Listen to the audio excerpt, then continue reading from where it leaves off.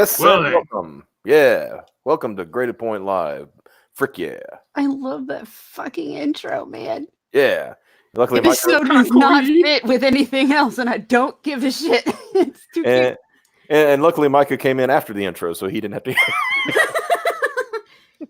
Hello, Micah. How you doing, brother? This is actually Edwin Boyette, and I just can't quit you, Mike. Just can't quit you. Oh, Edwin. I saw some things today, and I was like, you know what? I'm gonna be like an old school Conan, you know, K-Dog. Let me speak on this. Orderly.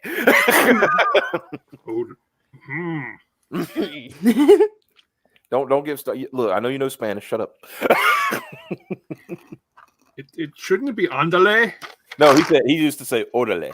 Orale, yeah, something like that. Liba la raza. So yeah. Because I seriously need to get in touch with like Cider Hype to maybe like pay him to make some intros for some of my shit. He's Cider's a good dude. Mm-hmm. Yeah. So. Yeah, he made that so fast. I'm like, well, good. Something that'll take me like months. Probably take you like an hour, maybe at most.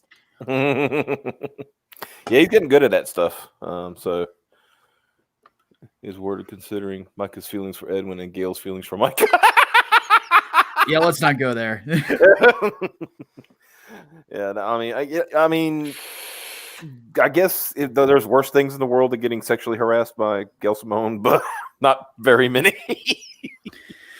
Yeah, something like that. Yeah. So let me put that there. Let me do some screen sharifications. Goddamn Miller, rooting the name of Mike's everywhere. Pretty much. So this was something we own it. We own an evil. A good Mike and a good Josh. That's true. We have to specify. Well, there's several good mics. Let's be honest. There's several good mics, and stuff like that. So, and I actually managed to find a good Preston too, and that's saying something. Yeah. So we got good Prestons. We got good mics. What we don't have are good Smillers. No. Yeah. Because this is what kind of set it off today. And I believe, I want to say this is in response to a tweet by Andrew Huerta. Who, if anybody doesn't know, Andrew Huerta, very solidly CG. Yes. Very solidly. The term go into paint is used a lot in basketball. And I think that you would say that Andrew is one of those that goes into paint. Yeah, very no-nonsense kind of guy. That's why I like him. Yeah. And he's a phenomenal artist. Oh, yeah. Yeah. That graffiti style art is just so different, but it's so awesome. You know what I mean? Like those hard edges he has. But anyway, so Smill made this comment. CG was supposed to value the customers and their opinions. Edwin is the customer. Edwin is the fan. Right? That's a good one. Yeah. CG telling the customers to shut up is CG being the very thing it was founded to fight against. Oh boy, where do we start with this one? Yeah, well, I started it off already in a tweet earlier today where I said Edwin constantly talks about his closed wallet. Edwin constantly talks about he's no longer a fan of CG. Edwin is neither. Edwin is a shit-stirring, manipulating troll. But you like your trolls, don't you, Mike? So okay. Wow, Simon's going off. I will say this right now. Whenever it comes to Methwin, is he is not a customer. I would argue he is not, because like he says, he's constantly talking about closed wallet. Well, then you basically told me you're not interested in my product. On top of that, Edwin has openly tried to interfere with more than one Indiegogo campaign. Mm-hmm. Not in the same vein, but admittedly not by no means with the same success, quote unquote, as Mark fucking Wade. So this idea that he represents customers at all is preposterous to me. It's the same with Edwin. It's the same with Vicky. It's the same with that fan advocacy goofball. Who the instant that Kyle Ritter gets out of the hospital starts harassing him about Starblades possibly being late. Yeah, what the fuck? And I want to remind everybody, Kyle Ritter has pneumonia. Yeah. And that takes months to really get over. Yes. And I think we all could say, Kyle, take a break. Yeah, I was going to say, Yeah. I'm pretty sure anybody that is waiting on a book is going to freaking understand. Yeah. And again, my ego coming into play, but these guys have crossed me as well. Edwin was involved in trying to get people to refund Inglewood by basically not telling the full truth of what I had said on War Campaign with the whole cum dumpster thing. Oh, yeah. Because he failed to mention I was impersonating him. So when it comes right down to it, I would argue that Edwin is not a customer. I would argue that Edwin is a protester. He is constantly trying to interfere with the business of other people. It's not like somebody saying, I don't like McDonald's, I prefer Arby's. He's basically saying, I prefer Arby's and I'm going to set McDonald's on fire. Yeah. That's pretty much it. Yeah. Very good metaphor. analogy. Very fucking good analogy. Word, yeah. Fucking One of them words. Edwin Schiff, Boyardiet. Yeah.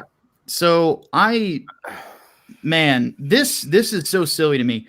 And oddly, if I was watching Ethan's stream just a second ago where they're talking about a similar topic, because he had said that, what was it? That he was like pushed out of Comicsgate or something like that. No. You walked out. You said, I am no longer Comicsgate.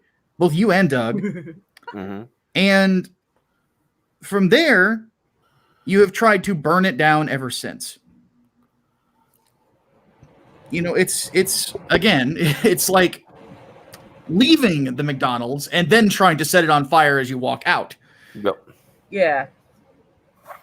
That's yeah. And then claiming that you're gonna like open a Panera Bread on the ruins. Yeah, exactly. And well, there's another reason, because he just recently put out this screed just a few minutes ago, about an hour ago, I guess. Let me go back and share that. And I wanted to put this up for a reason, because it's just the way he does this. Like, right? Did he not? Edwin likes what a simpleton. Sorry. I came to a place today where I can't argue with simpletons. I can't argue with simpletons who want to make people miserable over comic books. Okay? Who want to make people miserable over comic books. Even to refute it, I enjoy looking at and sharing comic books. Okay? I enjoy looking at and sharing comic books. But arguing with sycophants so their favorite artist, okay? But arguing with sycophants so their favorite artist can get super chats is just a waste of time, okay? It is... Fuck. Can I have so many comments on just that one fucking first tweet. Can I please? Well, but yeah, let's go through it. First off, you know that every 3-syllable word in there, he was double checking to make sure he knew the definition of it. Yep. No, but see, I have comments on the very first one. Well, I want to finish the It's thread irrelevant to me as you go, though. Well, you go ahead. Go ahead then. Yeah, that's what I'm saying. Like, this first one just right here, what I have finally, because I've been quiet and I finally started commenting to him, was, who tagged you into this thread? Nobody.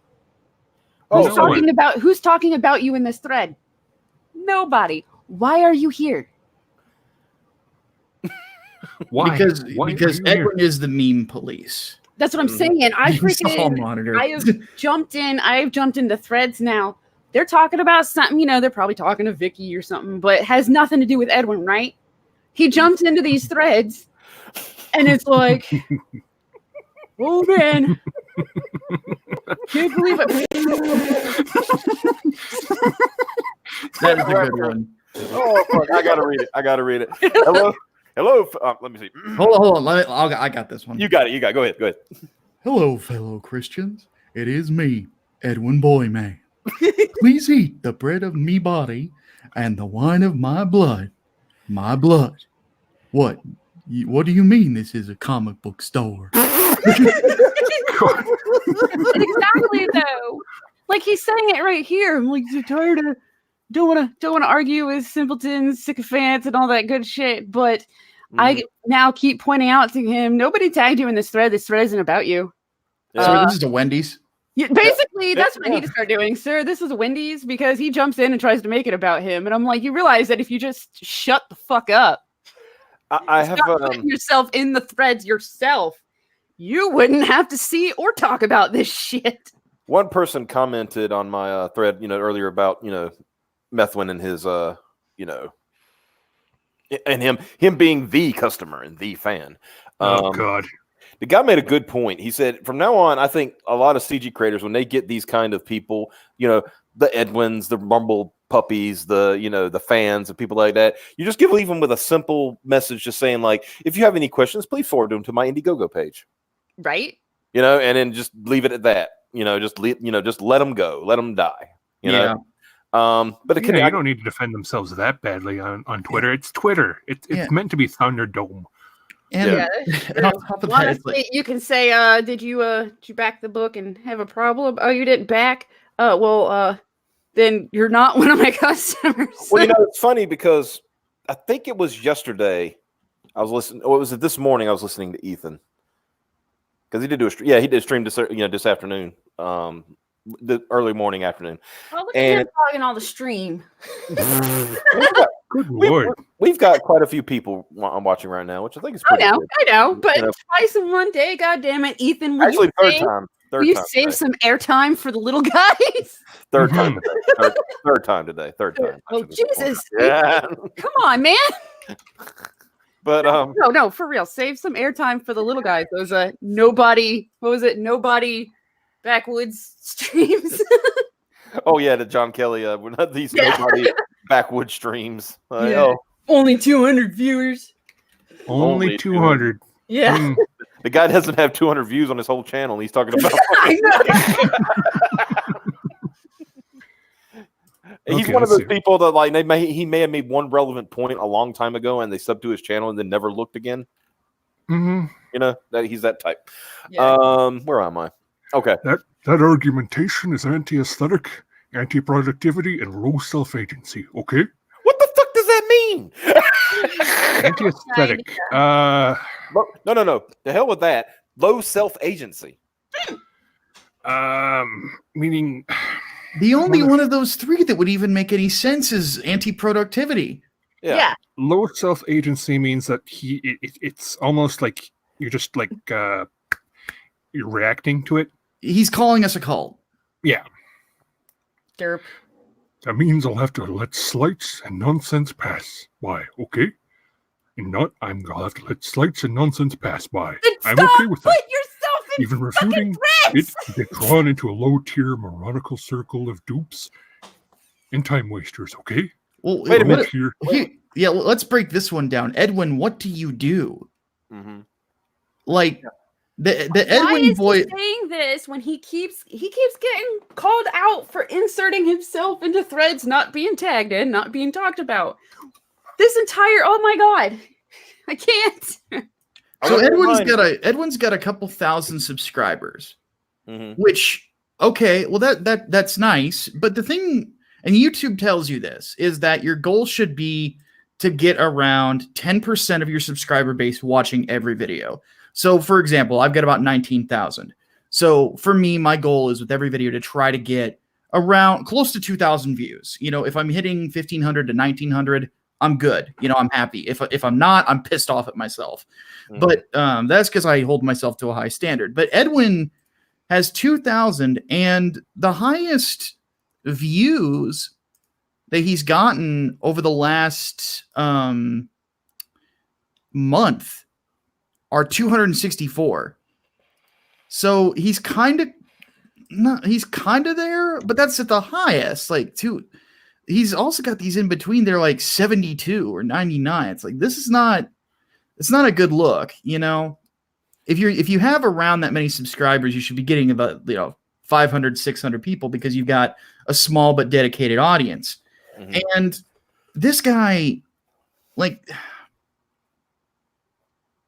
again, the lack of self-awareness is ridiculous to me because he constantly has made shit up and done things on other people's orders. Done things that Mike's told him to do, done things that Doug's told him to do, and John Delarose and others. You know, Edwin is not a leader. Edwin is a follower. Yeah. And a rather dumb one at that. He's trying so hard to be somebody right now. Oh, God, it's so terrible. He really, really wants everything to be about him. So, you're so vain. But Rapture makes a good point. Colts actually give out Kool-Aid, you cheap jerks. Right? Yeah. You're so vain. You probably think this thread is about you. Exactly. Exactly. What a fucking... Let's see. Oh my God. As my friends or audience, don't send me the turd smeared notes from the chorus of monkeys, okay? Don't send me the turd smeared notes from the chorus of monkeys. What? If you see something that makes you fear for my life or safety, okay? Makes you fear for my life or safety, of course, pass it along. Of course, pass it along. Otherwise, let the idiots gibber at each other, okay? Let the idiots gibber at each other. Well, do it. Okay? Do it, Edwin. The Do enjoyable things. Okay? Yes. And that's that. Well, yeah, enjoy the enjoyable things, which is why less and less people are backing Lone Star. And more people are backing Inglewood. Chorus of monkeys that he has to go and find himself. Hey, Edwin. You know, if I was an SJ Dub, I would say that's racist.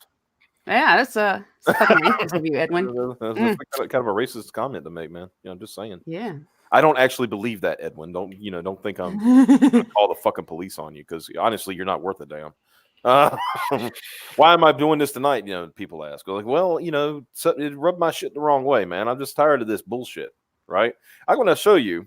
You want to show you what's really got them upset? Give me just a second. Stop that. I'm gonna do a full share.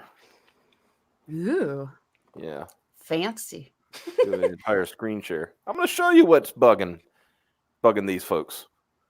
Downcast, $2,243. Graveyard Shift.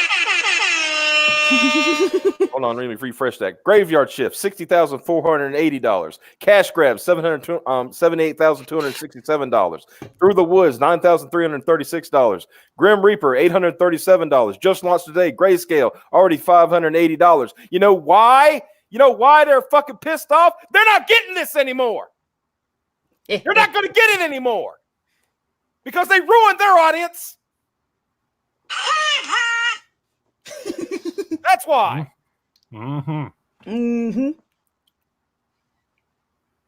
It's interesting.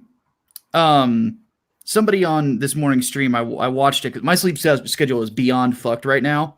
So I woke up about 3 or 4 hours ago and watched the morning stream that Ethan did. And somebody had suggested that at the CG convention that I should be the bouncer. And I thought to myself, I'm like, Edwin is the kind of person I used to throw out of buildings. He really is. He's the kind of guy that would, he gets a couple in him and he seems to think that everybody should pay attention to him, and they always stir shit up. I think he would be mumbling in the dark corner, like more than usual, and thinking he's in a conversation that's happening around him and replying, but he's not actually in the conversation. Nah, man, Edwin reminds me of that guy that I would see just walking around with drink in hand, talking to people that didn't really want him there. And then he starts talking noise to somebody and they hit him and then he wonders why he got hit. Like that is Edwin in a nutshell. And yeah, I've seen the type way too many times. And by the way, I would not bounce at a at a convention, I would be there to sell my books. So yeah, I am not getting dragged. I don't think that the conventions that convention would need a bouncer just because I'm pretty sure everybody's tough enough. I could probably take out anybody bothering me. Well, I'm just saying it was more of a meme than anything. It was just I know. It was kind of like picking everybody's strong points. Everybody knows Micah used to be a bouncer. Yeah. Everybody knows war campaign gatekeeps. That kind of thing. Just, I like the idea of putting an actual gate up, though. Yeah. Though talking about Edwin and Beard, it reminded me of Doug. Doug always reminds me of this dude at this club I used to go to when I was younger that would keep offering me drinks if I would take off my boots. Oh, wow. So they wanted to see your feet. Yeah. And Doug looks like that dude, which was Doug weird. Doug or Edwin? Doug. Okay. I'm bringing up Doug just because you were saying the drunk thing, and I was like, by the way. Oh, yeah, I gotcha. But in the same, basically, spirit, Doug reminds me of the drunk feet dude. Yeah. Oh, no. In fact, I used to just he would be there every time I would be there, and I would just call him Feet Guy, and he didn't care. He was like, "Yep, that's me, Feet Guy." So looks just like Doug. I wonder how Doug and Mike feel them doing a re-release of their property. Well, I'm going to preface. Let me step back for a second on that. I wonder how Doug feels on the property that he's allowed to write at the moment. He don't own Earthworm Jim, people. Yeah. He's just allowed to write it right now. And if he keeps fucking around, they're going to take that from him too. I wonder how he feels that somebody like Clint Stoker in 5 days has already surpassed their campaigns. 5 days. Oh, it eats him up. I know it does. That's the reason that they continue this nonsense. Yeah. Mm-hmm. And not to mention Clint managed to seal a deal with Alterna as well. I mean, so his books are going to get into comic book shops, which, by the way, we were just getting bugged about like a couple weeks ago on us creators not getting stuff into shops. Mm-hmm. So we're doing the things that we set out to do. It just takes time, and I think that's one thing that a lot of people just don't understand. But yeah, it eats them up, and it wouldn't surprise me if Edwin tried to fuck that up too. Mm-hmm. It wouldn't surprise me if Peter Semedes got an email from Edwin Boyette saying, "I'm concerned. I'm concerned. Okay, that this person is associated with people like Ethan Van Sciver, who promotes the harassment of people on the internet." Oh, and who would this be? Well, me. Right. Are you a customer? Do you buy Alterna Comics? No, I don't say that I have. Yeah, exactly. So, yeah, with and hey, Hardboiled Entertainment. The crazy thing about it for me, it's like this guy he's so completely unaware of what's going on around him, and yet tries to pretend that he's aware. He is the Dunning-Kruger effect. He really is. It's hilarious. He already tried to do that with Mick and Kelsey, didn't he? Yeah. Yes. Yeah, he did, and they called him out on it. Mm-hmm. But he'll say, "I didn't do anything." You got on the live stream, and if Mitch Breitweiser hadn't popped up in that chat, you would have shown some DMs. You would have shown shit that Kelsey said, and all kinds of stuff. That was your intention. When Mitch showed up, you pussied out because you're a pussy. Mm-hmm. And that's the long short of that. So we got new, now we have, Micah, you notice every week it's a new meme, right? First it's the other week I thought this was funny. None of these CGers have websites. How do they expect to do anything? They have a website. LOL. I'm like, guys, I'll tell you what. I've got to renew / upgrade my website, and I know Josh Bray would be probably interested in helping out with this. If anybody needs a website and they want some space to put, they need some space to put it on, willing to throw us a few bucks, we'll hook you up. Oh yeah, Doc will do it. Yeah. Yeah, he's been helping me with mine. I wouldn't have one. I mean, it's not finished because I'm lazy, but but I still wouldn't have one at all if it weren't for him. So yeah. So yeah, if y'all need it, let us know. We'll hook you up. Just a nominal fee just to get things set up. But yeah, hey Vicky, see how easy that was? That's what you call a service industry. You provide services for people. I know you don't understand that because you are probably a dumb waitress. Yeah. And then the meme over the weekend was, well, none of these new campaigns have made it to 1,000 backers yet. None of these campaigns that are a week old have made it to 1,000 backers. Shut up. Mm-hmm. So that was the meme, and of course that's what they're doing right now over on Ethan's stream. John Malin is probably the closest one to get to 1,000 backers. And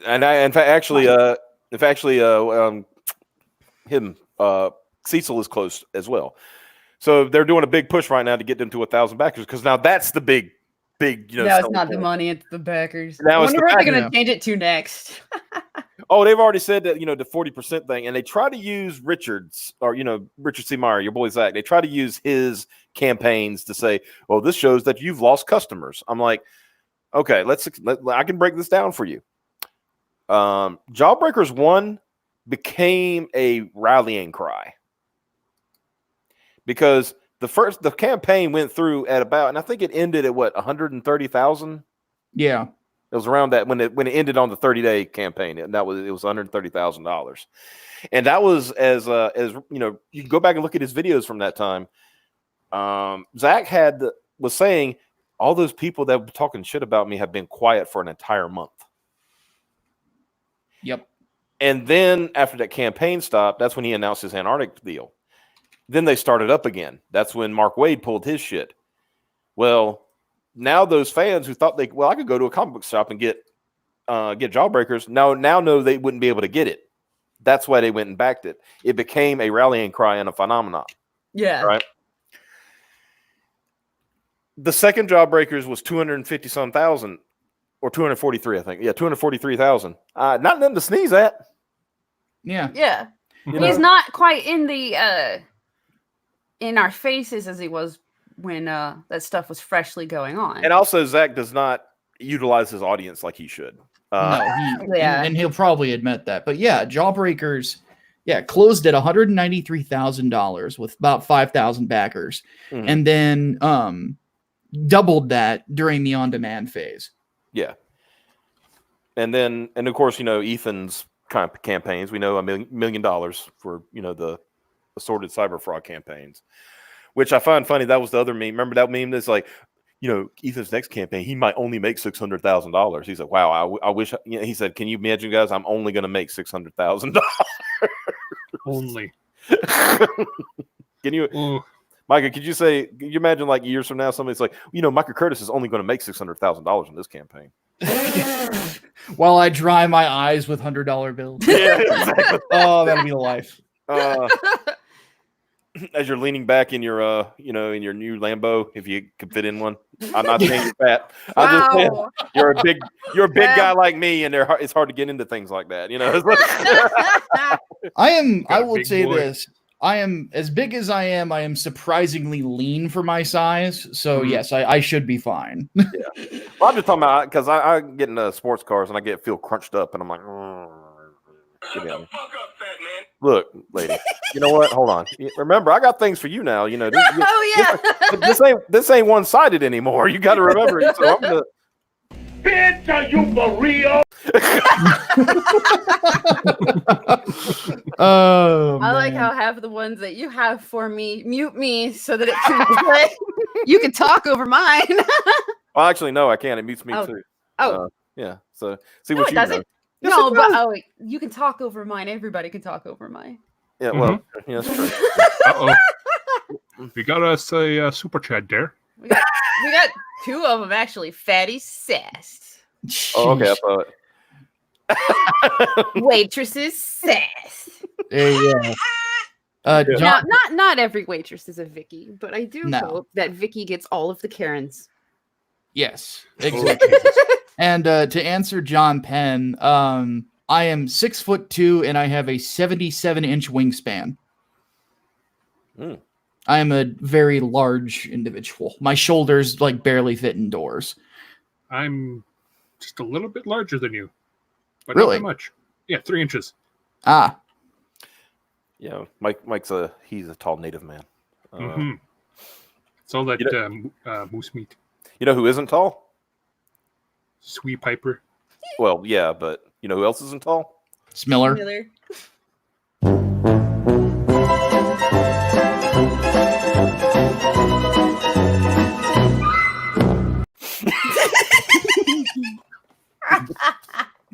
Damn. that is interesting.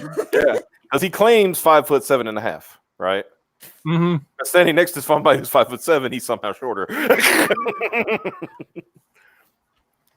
Yeah, the that's oh man, that's hilarious to me. Finding out how short some of these loudmouths are is just always something that I'm tickled by, because again, like I used to be a bouncer, and it's always the short guys who have the loudest mouths. Yeah, it's that Napoleon syndrome. Yeah, it's always the freaking small people, right? I mean, like I don't know how tall. I mean, I can't really gauge how tall Edwin is, but I know JDA is a shorty. Yeah, he's about 5'4". Yeah. What? Oh yeah, he's a tiny man. Because he was significantly shorter than Preston Poulter, and Preston's about 5'8", 5'9". Mm-hmm. Shit, you're telling me that if I put on shoes, I'm taller than fucking Preston? Fuck yeah! I mean, JDA. Yeah. That's the funny thing about if there was a CG convention, because I'd be there. I'd be walking around. Mm-hmm. And there's this moment in a recently released Tekken trailer with a Muay Thai fighter. And there's a point where there's this moment where one guy looks at the other guy who seems to be as tall as a tower. That would probably be their perception of me. Caleb says you can only probably do this post if you're taller than Miller. so that's like well more than half of the continental U.S. And don't worry, Piper, that scales. We scale it for ladies, so you're fine. Yeah, you're okay. You're fine. But yeah, did I have anything? I'm trying to think if I had anything. I'm just checking the campaign, especially Graveyard Shift right now.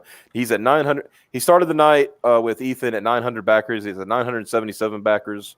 29 hours left, so he's probably going to get his 1,000 backers, because that's such an important milestone. Yeah, milestone and big deal. Yeah, and it's something to get psyched about, admittedly, and like when I got about 500, that was pretty awesome. How many backers does Lone Star sitting at right now? With the Redux? Yeah, I'm curious about that. Okay, let's take a look at that. I'll be like, using that. Let's take a look at Lone Star. Because I mean, if that's such a like, if even 500 is such a huge milestone, I mean, yeah, Lone Star must be there, right? It must be, right? I mean, I would think. Let's take a look. Let's get this share screen. No. I have double, and then some. Why are they using shit that they can't even do as their goalposts? That's been their whole thing. Like, what the fuck? Edwin's like consistently been doing that on Twitter, and I think to myself, it's like, you're the guy sitting out there. It's like, I can imagine when Walter Payton he broke the record for most yards rushed in his career. That there was some guy in a Green Bay, Wisconsin bar going, yeah, well, I bet he can't get another 1,000. Mm-hmm. That's Edwin. Yeah. Yeah. I don't see how this is stable. I don't see how this is a stable model. Oh, and just for Liquor Jim in there, Lone Star, no.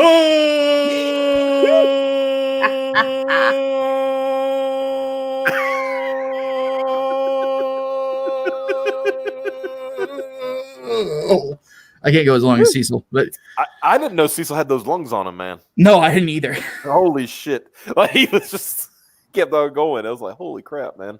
Okay, let's see. And we know that the Dirtworm, he did a spike campaign on Kickstarter because remember that's their big thing. They think Kickstarter has all this money. For them. They think that the Kickstarter is this untapped money pit. You know? No. No. Let's take a look at that. Stop. Share again. There. I mean, okay. Also, less backers than Inglewood. Yeah. And also, and that's Earthworm Jim, you guys. Yeah. Oh, he went up on the book. Yeah. He increased his prices. That's something that I've been pointing out to people. I didn't even know he did that. Yeah. Holy crap. Yeah. Ah. Plus probably about $10 in shipping too. So he's trying, or maybe even more with that stupid box. I almost want to go through the That is kind of sneaky. Yeah. You can't, but the thing is, okay, so I guess he's going to say, well, Ethan did the chromium. I was like, oh well, let's look at it. Let's think about that, Doug, for a minute. Those chromiums are highly sought after, right? Yep. These Earthworm Jim books are the exact same thing. It literally is just a reprint. There's no new cover or anything like that. He's just throwing stuff at the wall and. I'm surprised the box. I'm surprised the box isn't just like a tier by itself at this point. Yeah, that's what really gets me about that thing. Is like they made a big deal about the goddamn box. Yeah, nobody heard about the box, but I never heard about the book. Yeah, nobody's reviewed it. Yeah, I've only seen reviews of the fucking box. Yeah, and that's something that really gets me. I'm like, first off. I get it. It's nice and it's fancy, but at the same time, it's also overly expensive. Like, why in the hell would I spend that much money on something that you're not going to keep? Like, and the only thing I saw, one thing that one guy did was he actually turned it into a fight stick, and I'm like, well, that's kind of neat, but not everybody's going to do that. Like, who's going to do that? Yeah. Who's going to save that cardboard? I mean, is it a new sitting spot for your cat? How nice. Or even on top of that, what's another good one? Like roaches are going to get in that thing or something. Like it's not as opposed to getting just a mailer that nobody's going to steal off your front porch likely. Come on. So it doesn't, it's a waste of money. I understand some people are psyched about that, but yeah. And I think that the fact that the book has not been reviewed is very telling. Yeah. There's only one person I know that's reviewed it, and I'm surprised he had time with sniffing Tristan's ass. But Yellow Flash? No, not that one. Not that one. Sorry, I had to take the piss after that. There's some good questions and junk in the chat. That stream was just. I was laughing my ass off while I was watching it. It was a little bit embarrassing. I didn't see it all or hear it all, but the parts that I did hear were hilarious. Terry, God bless Terry, man. He did not fucking budge. No. When Yellow Flash started talking noise to him. And Flash and I don't like each other, which is fine. You don't have to like everybody. That's right. But that is one thing that I've always found, like a lot of the guys I've talked to in War Campaign, like you can't intimidate them because some of them served in the military and some of them just don't, like, they know that you're on the internet talking noise. Like it's not going to affect them. Right. So I don't know. I think that was one that needed to happen. So yeah, that's a lesson you need to learn on the internet, is that, talking a bunch of shit, it's not really, it's only going to take you so far. But on top of that, it was also great when he brought on JDA running like a bitch when Biggins called him out. Because Biggins just sat there calm as a cucumber saying, "You're lying right now. You are a liar. Yeah. We have shown the exact opposite of what you are saying on this stream. Mm-hmm. You are lying." And he kept trying to do speeches, and everybody would be like, "Stop trying to do speeches. Tell the truth." And to Flash's credit, because I sent him the where he had tried to threaten me, right? Yeah. And he showed that on stream too. And Flash was like, very, what the fuck is this? What do you call this? Is this not a threat? Yeah. And somebody asked, well, were you scared? No. I'm not scared at all. Why would I be scared of a manlet? I mean, exactly. Like here was my question: when are you coming? I'll be ready for you. Yeah. And I don't mean that as a threat, as John Wayne said in the movie. Fact. I will be ready for you. Yeah. I don't play games. Somebody wants to talk shit. I'm not going to their place because why Muhammad didn't, the mountain didn't go to Muhammad, right? Yeah. That's why I was like, I'm sitting right the fuck here. If you want to come on. But as it stands, fuck off. Let's go through the chat here. Let's see. What does the panel think about this theory that running simultaneous campaigns on both KS and IG is a good idea? I heard the mention on that on Crowdfunding Comics. I strongly disagree. Well, Billy Tucci's the only one that I could think of that did it. How did his work out? He did pretty well. Mm-hmm. The thing is that I don't think that he got any more money than some of his other campaigns have done, though. From what I remember, I think that if he had just been on one or the other, he would have done probably about the same. People seem to think that there's like an untapped, like there's this large amount of people that have brand loyalty to Kickstarter. I don't really think that's the case. I think that there's some people that do, but there's not that many. Yeah, it's more. I just don't think there's enough to justify your trying to split it. Yeah, because then you're going to look like you have two smaller campaigns when you could look like you have one huge one. Yeah, exactly. Mm-hmm. I'm just looking at the for Kickstarter. He got $70,478 on the Kickstarter campaign. Yeah, and got something similar on Indiegogo. Yeah. And of course, they all said, well, the campaign did better on Kickstarter than did Indiegogo. I said, yes, but Billy's going to have to pay more fees. Yeah, they charge more for credit card authorization. They take a much higher cut too. So he might actually do better on Indiegogo in regards to profit. Yeah. And looking at the Indiegogo real quick, I was pulling it up on my phone. Come on, phone. Work. No, it's not that slow tonight. So $71,498. So, and he's also still in demand, so he can still keep making money. Exactly. So, and by the way, hey, Mike. He's got, not you, Mike, the other Mike. He's got 1,491 backers on Indiegogo. So, yeah, looks like just let you know, buddy. I think it's dumb that they're saying that's how you know you made it when they haven't even freaking done that themselves. And he has 1,009 backers on Kickstarter. And I will say this: I bet some people backed it on Kickstarter to get one of the exclusive covers.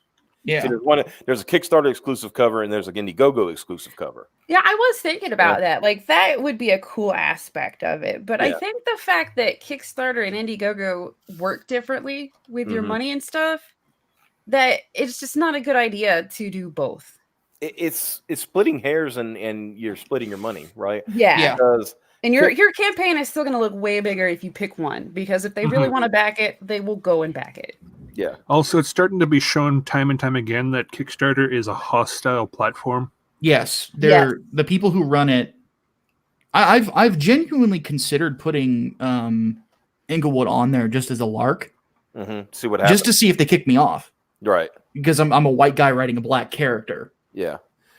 That's funny because James Hayes brought this up. How Yeah, I was gonna say. Kickstarter to allow an open bigot against LGBTQ plus people like Doug a platform after banning EVS, Malin, and your boy. Now, to be fair, they never banned EVS because he never put it on anything. Yeah, on Kickstarter on a Kickstarter because unlike what people think, Ethan is loyal to his friends. Mm-hmm. And he said, after what they did to Zach, and Malin, I will never put anything on Kickstarter.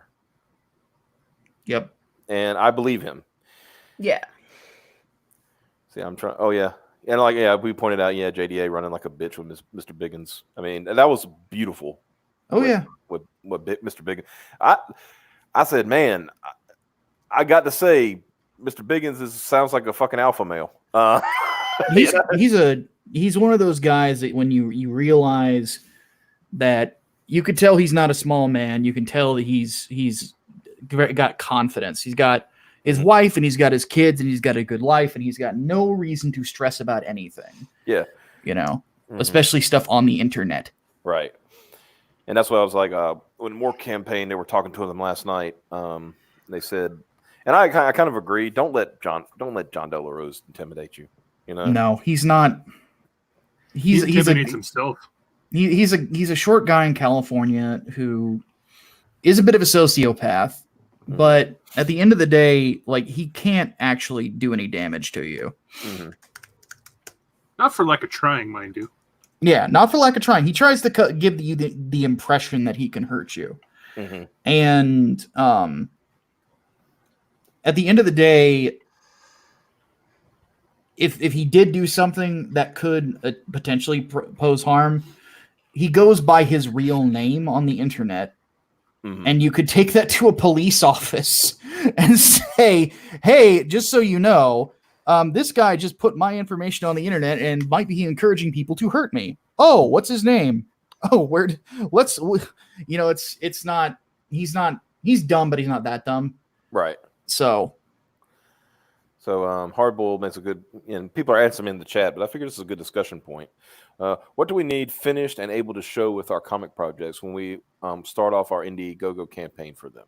Yeah, I tend to tell people have at least a full color cover, and this is depending on how you want to approach it.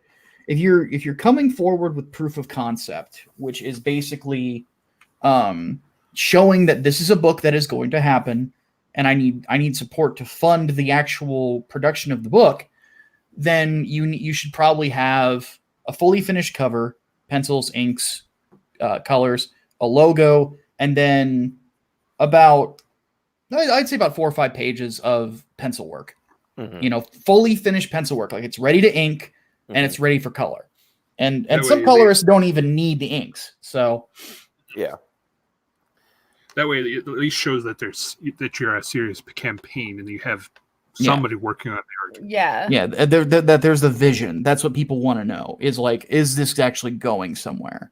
Mm-hmm. And that's what I did. And I had success with it. Another thing though, that I would say is, if you are, and this is just from my own mistakes, if you are starting a campaign and that is all you have, I would set your fulfillment date 6 months out from when the campaign starts.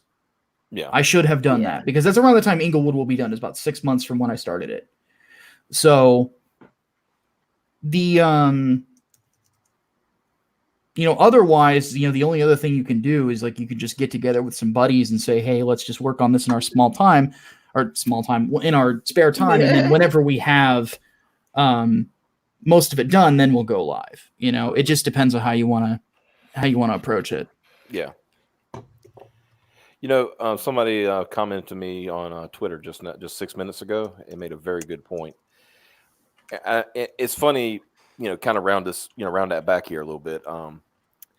He says Mike S. Miller has become the very thing CG is against. Mm-hmm. I would agree. Yep. A creator integrating a customer base. Yeah. Oh yeah. I mean, the instant you start talking about true fans, yeah, you don't want to draw lines like that. No. You should always say, my comics are for anybody who wants to read them. And then leave it at that. Other stuff, it's not really telling people it's like, I want to separate everything EVS out of my life. Well, you don't need to tell people to go away for you to do that. Just stop talking about it, which you don't stop. Granted, neither of you stop, but I would say that Mike is the one who is antagonizing the most. Right.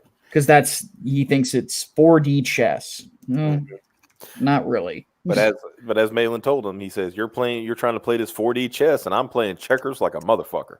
Yeah. It's not about the game you want to play, it's about the game that's on the board. Yeah, well, it's about the game you can play. Yeah.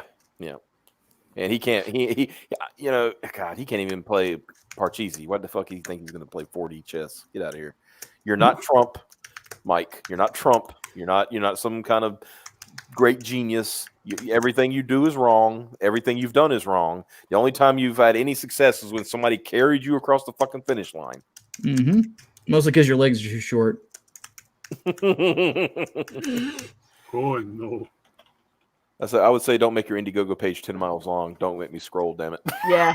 That's another thing. You definitely want to simplify your tiers. Another thing is and this is just my advice, keep it to easy to print things when it comes to your tiers as well. Like my next project, we're not doing t-shirts, we're not doing posters. If we do, it'll be something on like maybe Crypto Fashion or something like that, or maybe Hatman and I'll finally get the money to build a website. Yeah. And then just sell it separately, Right. Yeah. We've got to have them websites. That's the next big thing, right? Let me fire up GeoCities. But no, in all seriousness though, the whole thing with this particular bit is there's like for me personally, what I'm doing with my next campaign, it's very simple. There's going to be a comic that's 88 pages. Then there's going to be a sketchbook because I want to highlight my artist because he's very fucking talented and he is overlooked for reasons that I do not understand. I think the quality of his work speaks for itself. He is phenomenal. And if you don't know who I'm talking about Preston Acevedo. Now Brian Martinez is a phenomenal artist too. Don't get me wrong, but Preston is also incredible at what he does, and he doesn't have a campaign that's over 10 grand like Brian does under his belt now. Right. So the whole thing with this is that like for me it's like, so the tiers will go like this is comic, then comic and sketchbook, and then from there you want to have like novelty stuff is what people really dig. Like we're gonna do a get drawn as a cultist, or as a villager. I have a feeling the drawn as a cultist row will go for, and I look forward to that. That'll be hilarious because it gives a row an excuse to be in a loincloth in a comic book. Yeah. But yeah, from there it's like do that, sell the original art pages, for tiers and stuff like that, for stretch goals. Alternate covers are always a good idea. But just do one or two, Yeah. Don't try to divide your base. I think one thing we've noticed, especially with alternate cover, it's okay to like do one or two in campaign, like the initial campaign. And if your book is still in high demand, that would be the time to do another smaller campaign and get another cover that people might want, And you could tease it, of course. You can say, "Hey, if I did this, would y'all be interested?" And then, people's like, "Yeah," and then you go with it. And I would also say utilize. I don't know if it's been mentioned, but utilize Indiegogo's mailing list feature. Yes, but you can only, from what I was told today, because I was asking about it, you can only do it 60 days, up to 60 days before your campaign launches. So keep that in mind. And the biggest thing, man, is just hype. Right? Get people interested well before you even do the mailing list. Start talking about it. Get on, try to get on some streams or something like that and talk about it with people. If you got a YouTube channel, hit that, and guys, I know we know, everybody here knows, Micah knows, it takes a lot to build a YouTube channel. We're not, it takes a lot of work, that you got to invest in it. It can be done. You just got to be interesting. And I know a lot of people, I know a lot of artists, who will tell me, I just don't, feel like, got the time and stuff like that. I say, I get it. That's what shows like this are for. You know what I mean? Yep. Yeah. So, I'll push it. A lot of people will push it. I said, I jokingly said after we hit like 1,000 subs and got the super chats and all that stuff, I jokingly said, like, I can say that every book that's been on this show has been funded. And so I said, "No, who's the real kingmaker?" we kind of don't talk about the fact that after they're on their show, they usually get on Ethan's. Yeah. Yeah. I mean, we're just merely describing between the lines here. Yeah. Ethan takes his cues from us. Zaid Comics, hail graded, love the thumbnail, it excites me. Oh my. Red Gaze, hail Red Gaze. I just want to say, once again, say it through voice. Congratulations on your 1,000 subs and getting monetized, brother. Very good, very good. Yeah. I kept saying, I said he needs to be next. He's got some good content. He's a great trailer maker too. He like making trailers for campaigns and stuff. Really good. Oh, well, shit. Yeah. Another one is another good one to get is Perth Comics. He took Micah. Clint had that 7-minute long video for his campaign. Yes. Perth Comics condensed that down into like a minute and a half. Just hitting the high points of it, and still use Clint's voiceover, but you made it a little more exciting. Talking about showing the book, showing the art, and I was like, he should. Yeah, Clint should definitely use that. Yep, I agree completely. Is that animation book still on IGG? If you're talking about John Silvestri's rough sketch, yes, it is still on Indiegogo. Because some of the mods can find the link to that and share it in chat. Yeah, but S'il vous plaît. Yeah. Sorry, Piper, I stepped on you reading that. That's okay. Let's see. What ended Quinn say something? Okay. Remember the art burning troll he pulled, which was not funny. Oh, talking about Smiller. Yeah. Yeah. Yeah, basically what Micah mentioned, a collection of concept sketches. Yeah. That's the other thing I noticed with their trolling is that it's not funny. Right. You have to be like a little funny for trolling to They're just trolling. nasty. Like it's not funny. It is just malicious. They forgot the funny part. Mm-hmm. Not to mention, trolling is a bait and switch. No, trolling is a art. Yeah. Well, no, I mean, like that's a big part of trolling is being able to bait and switch someone, or sarcasm and things like that. Like the ability to get them go thinking one way and then you zig when you think they're gonna, or when they think you're gonna zag, things like that. And just being an asshole is not being a troll, Right. And not to mention, most people, when it comes to trolling, you're trying to offend the people who are easily offended to get other people who are normal to laugh. Right. And if you're just pissing everyone off, you're not being a troll. You're just being an asshole at that point. Yeah. Hey, maybe highlight the Hard Boil Entertainment. He's looking for artists. This is so for people doing the rewatch, they won't miss. Yeah. Everyone, my writing partner and I are looking for artists for our comic projects. If your game's taking part, DM me on Twitter at Hardboiled Films. So yes, hit him up. There you go. Definitely, especially for Hardboiled, I think would be just to mention, never ever be afraid to talk about rates. Because ever. When you don't talk about rates, the artist gets scared. Yeah.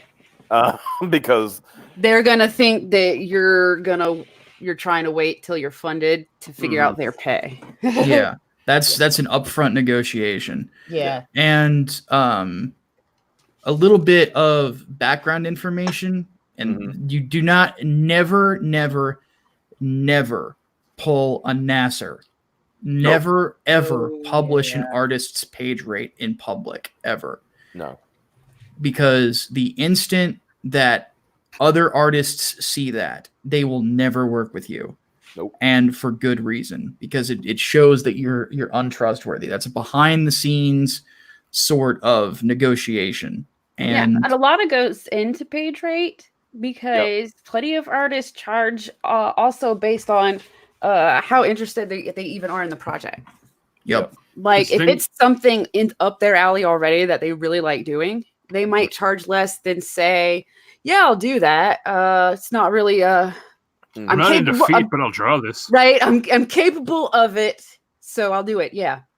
That's the other thing is you got to be careful. You got to be really careful in doing that because all of a sudden you've just launched a tsunami of requests on them, and they won't be able to budge from that number anymore.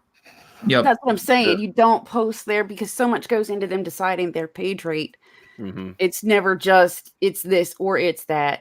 And as soon as you post it, they get stuck with that. And there's the aspect that other artists will see it and go, oh yeah, well I'll do it for like $5 less a page than that guy. Yeah. You all of a sudden you're creating a bad competition setting. And where everybody's just undercutting each other, and then you end up with like shit like Smiller's auctions. It's just it gets so downgraded, nobody gives a shit. Yeah, the big thing you want is you want to work with people who after you give them the pitch, they're excited about it. Yeah, like if they're apathetic towards it, then that's not good. And that's something that I've learned. I talked with another artist I know who I'm not working with currently, but about a guy that I was talking to about a future project. It's the vampire book that I'm working on. And the artist was asking a ton of questions that I was not expecting an artist to ask. I wasn't expecting them to ask, about motivations and things like that. And I'm like, okay, this is interesting. And was so set into it. And then I was actually getting kind of weirded out. And then out of nowhere, this other artist I'm talking to says, no, this is the kind of guy you want to try to keep. He's like, just play the game of telling him everything, because if he's asking you these deep of questions about the book, he really wants to do it, and so not only does it sound like he wants to do it, but he wants these details so that he definitely suits it well. Mm-hmm. Yeah, exactly. So that he can capture what you want.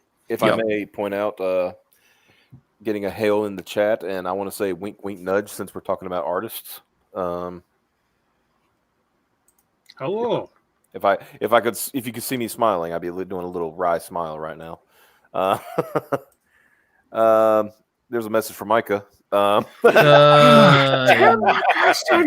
yummy man, Micah, getting my gutty works, Micah. My gutty works. I will pass, thank you. I like that Dave just put Gail Simone on super harem at this point. That would be hilarious if you could actually put her name on it, but you can't. Right. Hail Brethren from Perth Comics, and he said, I posted my Downcast promo mentioned in the previous stream. You know what? We're going to play it now. Give me just a second. Wait, give me 1 second. No. Damn it. You want to stick this right up the gutty works.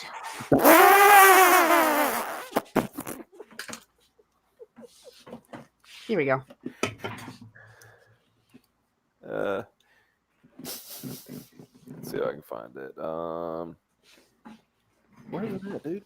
Oh yeah, here we go. Okay, let me go to his channel. There it is.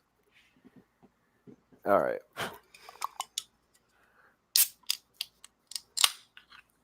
Now I'm ready.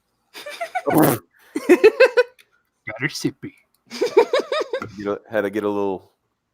Had to get sippy. Get a little sip. A little good. Well, shit's not helping. Yeah, obviously, it's going very, very badly. Stop dying, Piper. Jeez. God damn it. All right, I just got to point out this. This is kind of funny. Oh, wow. Actually, wow. That's even better. Woo. Oh, hey, what are you automatically playing for? Okay, so this is Perth Comics doing a redo of the Downcast promo. And they did that fast. Yeah, he did it pretty fast. So here we go. Downcast is a story about blue-collar teens that gain the power to control gravity. Lots and lots of fun. They live in a floating city. The power to control gravity is really important. They struggle with how to use this power. They want nothing more than to save their father from prison. They've been working to pay off their father's sentence down on the surface of the earth. Both sides of this complicated mess prepare for the final showdown. It wraps up in a fun and exciting way that I think only comics can do. Downcast is so important to me on many levels. It's a story that I've been working on for years, one that I've been really wanting to tell, working with different artists until I finally found the right fit. The book itself is going to be 88 pages long.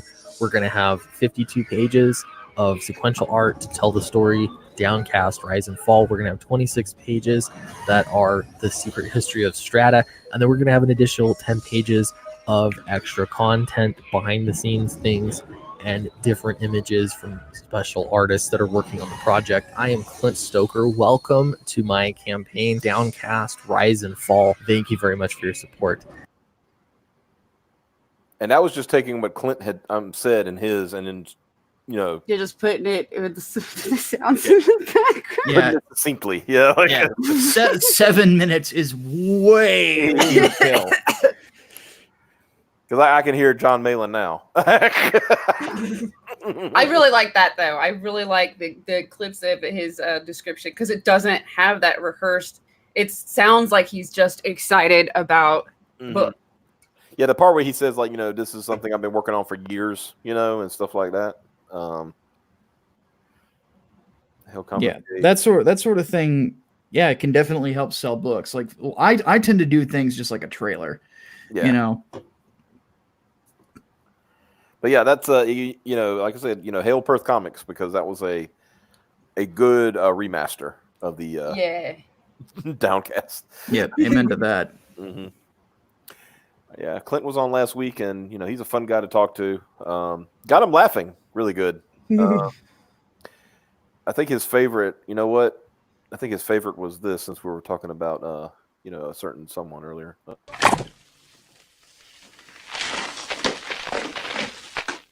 Cocainum.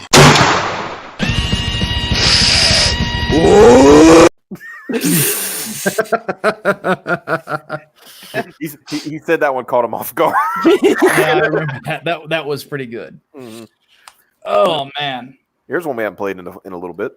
Vi har mænd, mandig mænd. Wow. Vi har mænd, mandig mænd. Wow. Vi har mænd, mandig mænd. Oh, Vi wow. har mænd, mandig mænd.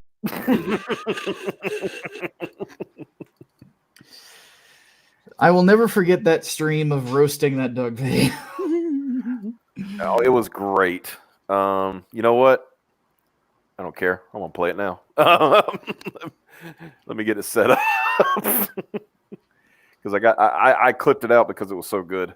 Well, you heard. I think the other night did I play it for you? No, I didn't play it for you, Micah. I played it for some other folks, but it was. Yeah, I was about to say I don't think it was for me. I added a little something to kind of make it even funnier,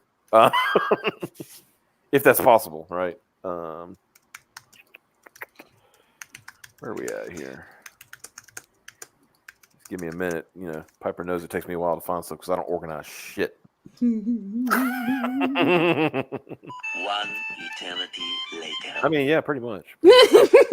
Yeah, to be honest, like I'm kind of the same way. I do my organizing way ahead of time so that like whenever I do Mike and the Hat Man, most days I'm like literally stumbling over to my computer, like with my suit on, going like, all right, so Hat Man, are you ready? He's like, yeah, you doing all right? I'm like, sort of, but we're gonna do it anyway.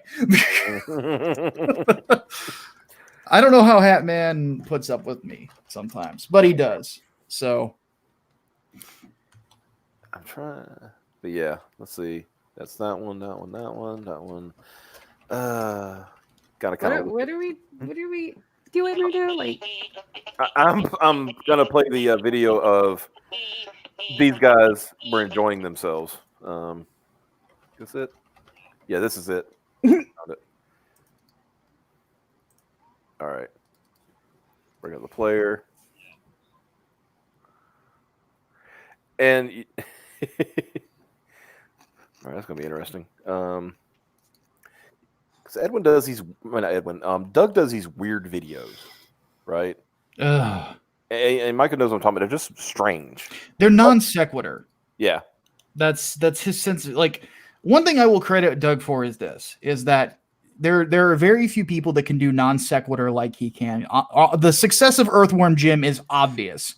Like, you can tell you talk to the guy or you watch him and these videos. Yeah, this is definitely the guy who created Earthworm Jim. It's just that, yeah, it makes perfect sense. Yeah. The problem is if you're going to try to do non sequitur with a video that we're supposed to be taking seriously. I don't know if that's Rob Willis, but it should be. I don't know if actually I'll just say this. Like, if you guys have not seen Rob Willis, Rob is a super awesome guy, by the way. Yeah. Incredible artist. And he's one of those guys that I think after a few more campaigns, it's going to be hard for guys like me and Cal Jameson and others to hold on to them because they're that fucking good. Like, but Rob Willis is also buff as fuck. Yeah. Anyway. Yeah. But, oh, wow. So, my beard looked pretty good in this. So just to point out, in this particular clip, we had Ethan, Adam friended, Adam unfriended, Adam Skullcrusher, Carlo Rowe, back Deathsworn, and then Cecil, back Cash Grab, Micah Curtis, back Inglewood, and of course our favorite slow talking Tennessean, Matt Wenger. Yeah. So, here we go. Like I said, just the pure joy that you guys had in this clip is amazing. But anyway, here we go. Yeah. So the real key is that. Oh wait, can you hear it? I need to turn it up, don't I? Yeah. Crank it up a bit. All right, here we go. All right, just start from there. Yeah. So the real key is that Edwin and Mike Miller are manly men.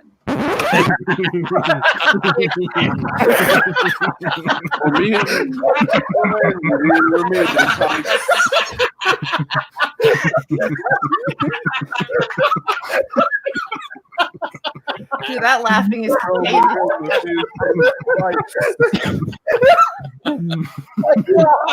what? Cecil, I fucking lost it. Yeah. Holy shit. These guys will be ready to oil up and wrestle at a moment's notice.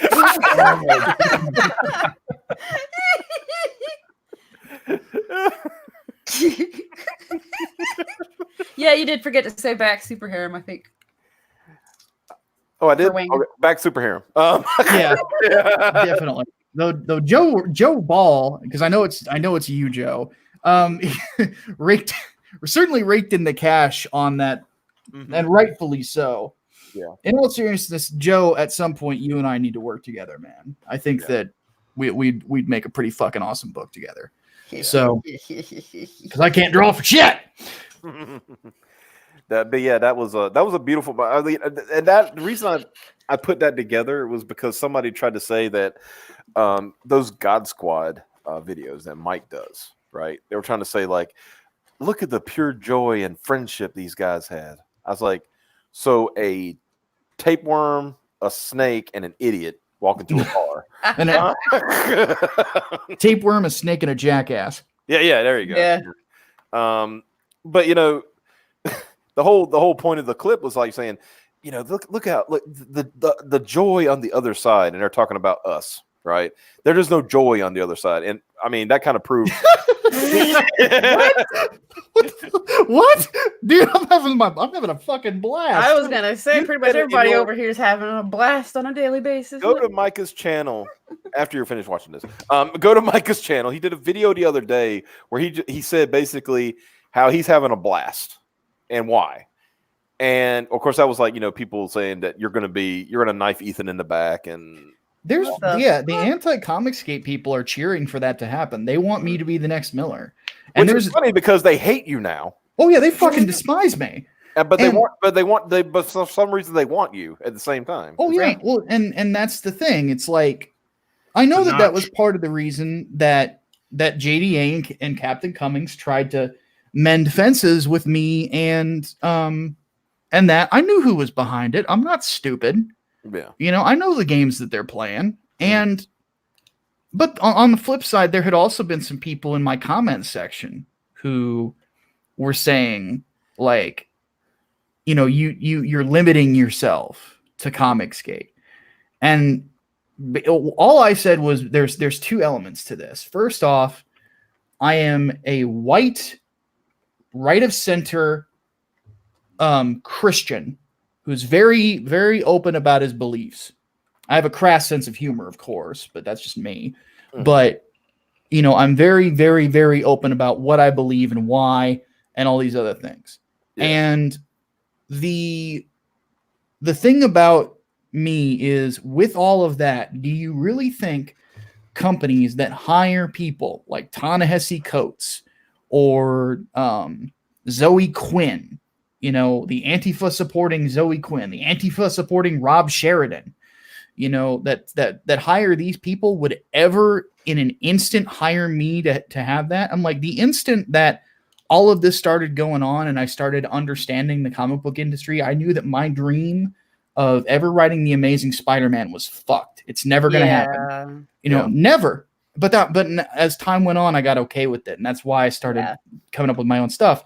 And the second thing was, it's like, I have met so many people in this movement that I can lean on if I need them. And I can't say that about, you know, any of these other crazy online fucking controversies that have happened before. Mm-hmm. Certainly not Gamergate. If anything, I got more knives in the back there than anything. Like the main person I hang out with that I is Hatman, you know. Yep.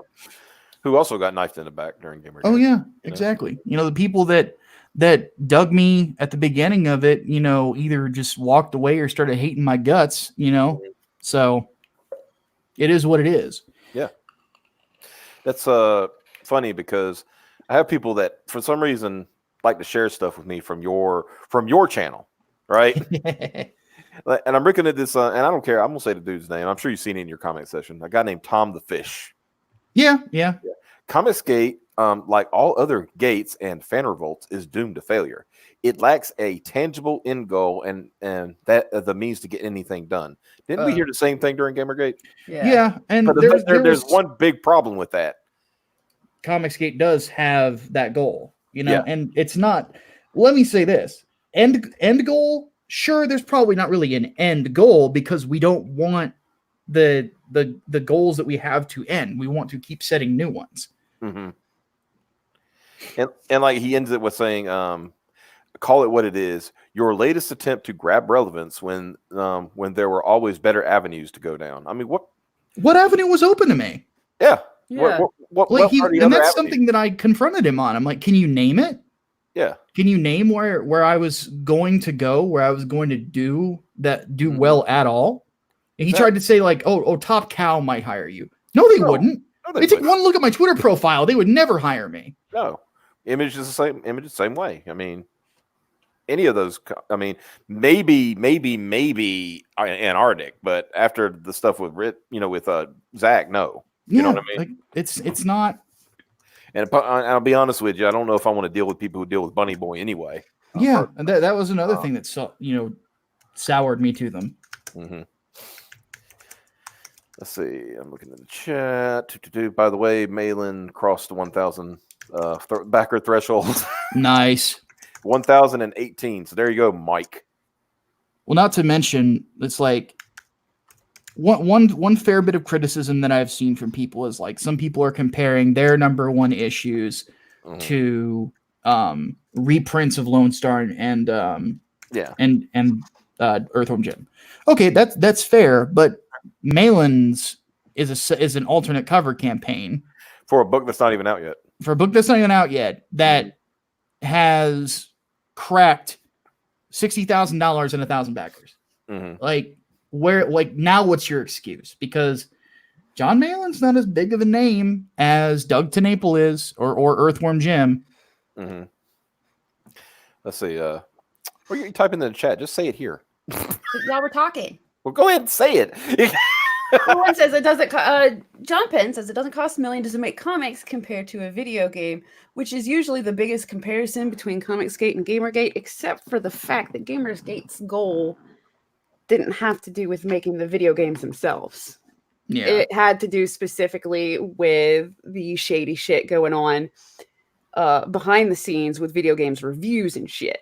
Yep. Whereas Comicsgate was, you're treating us like shit and making shit products. We're going to go make our own products and treat people nice. Yep. Mm-hmm. So we have Comicsgate has a more tangible goal than Gamergate did. Yeah. Gamergate was like, well, we know what we're pissed at. Yeah, Like, Gamergate was reliant on other entities not being shit. Yeah. And committing to not being shit. Yeah. Comicsgate is committed to, we already know it's shit and it's not worth trying to save. Not to mention there was never a Gamergate phase 2. Right. You know, Gamergate just inevitably faded into basically irrelevance, you know. Yeah, because it did its job and it was over, you know? Yeah, it accomplished what it was going to be able to, basically. Yeah.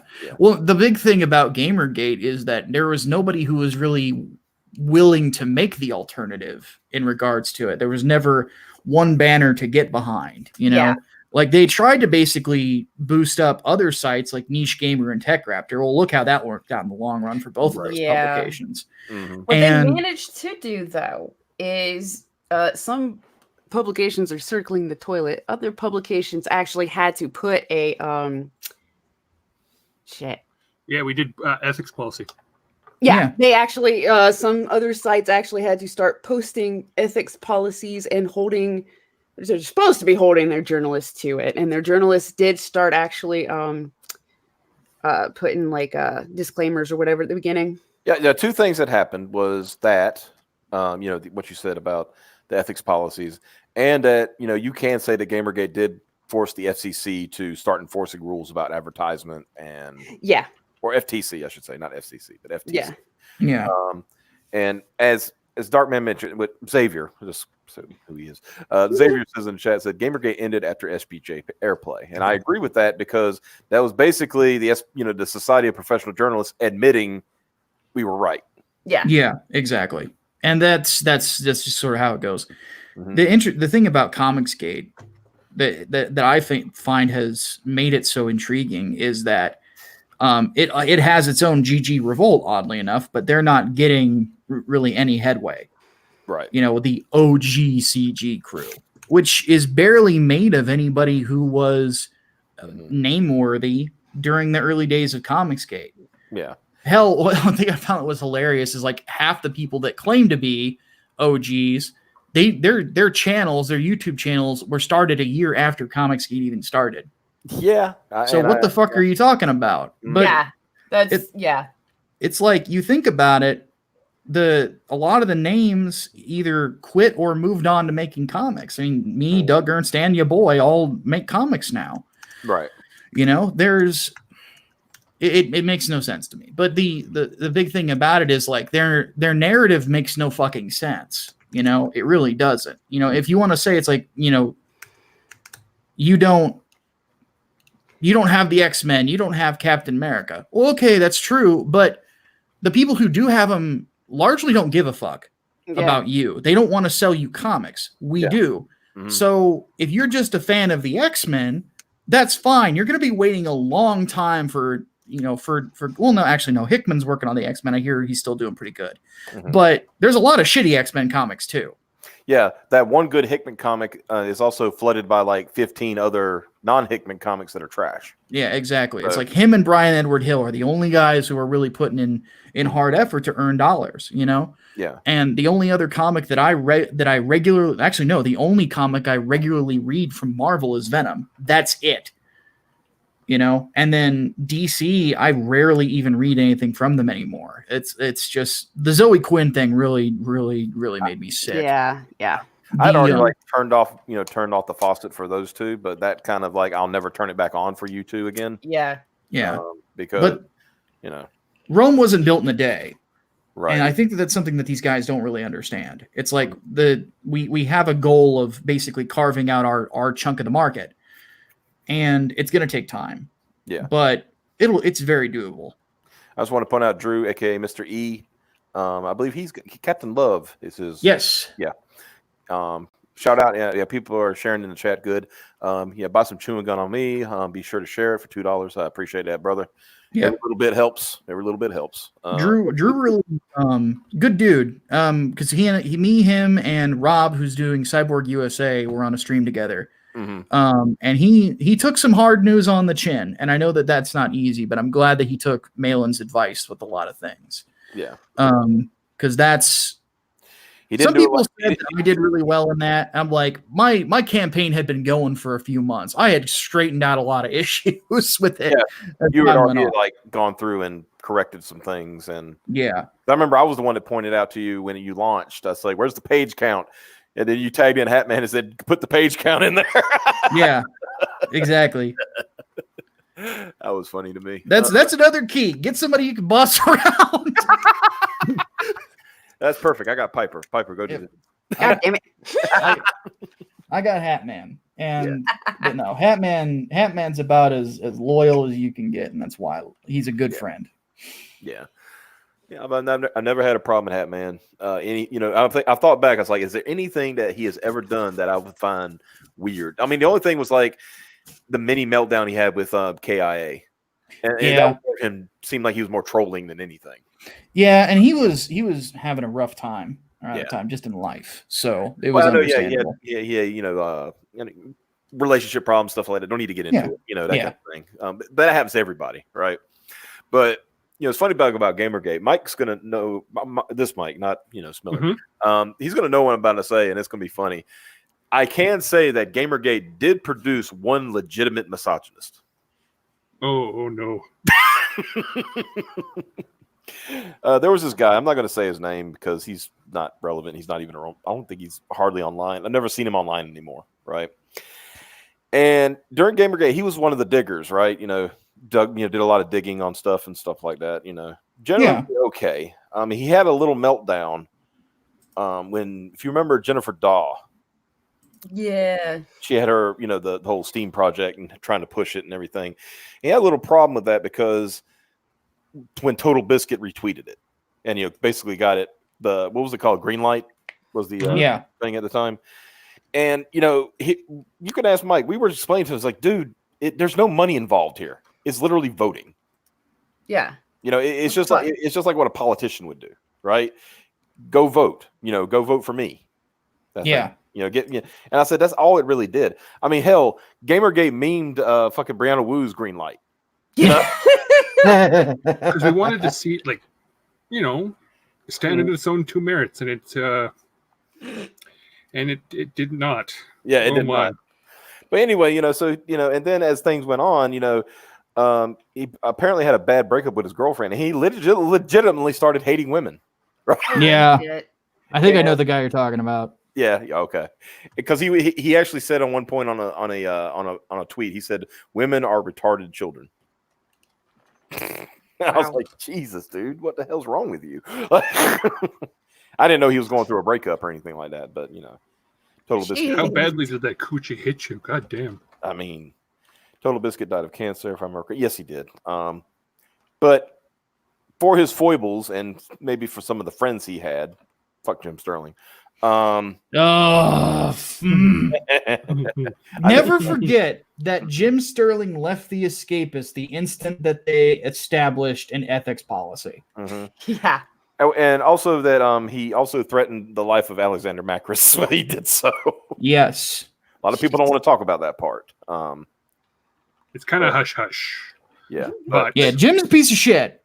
It was basically, it got to the point that he was talking so much shit that it was understood at the Escapist office that he was not allowed in the building anymore.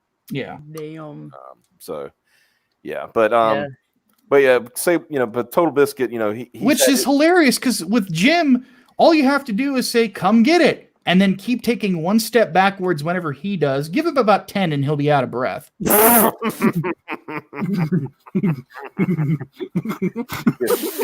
Jim Sterling is so fat he has his own gravitational field.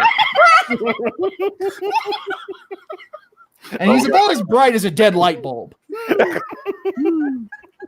which amazes me because I don't really understand how somebody with such low energy can put up that many straw men.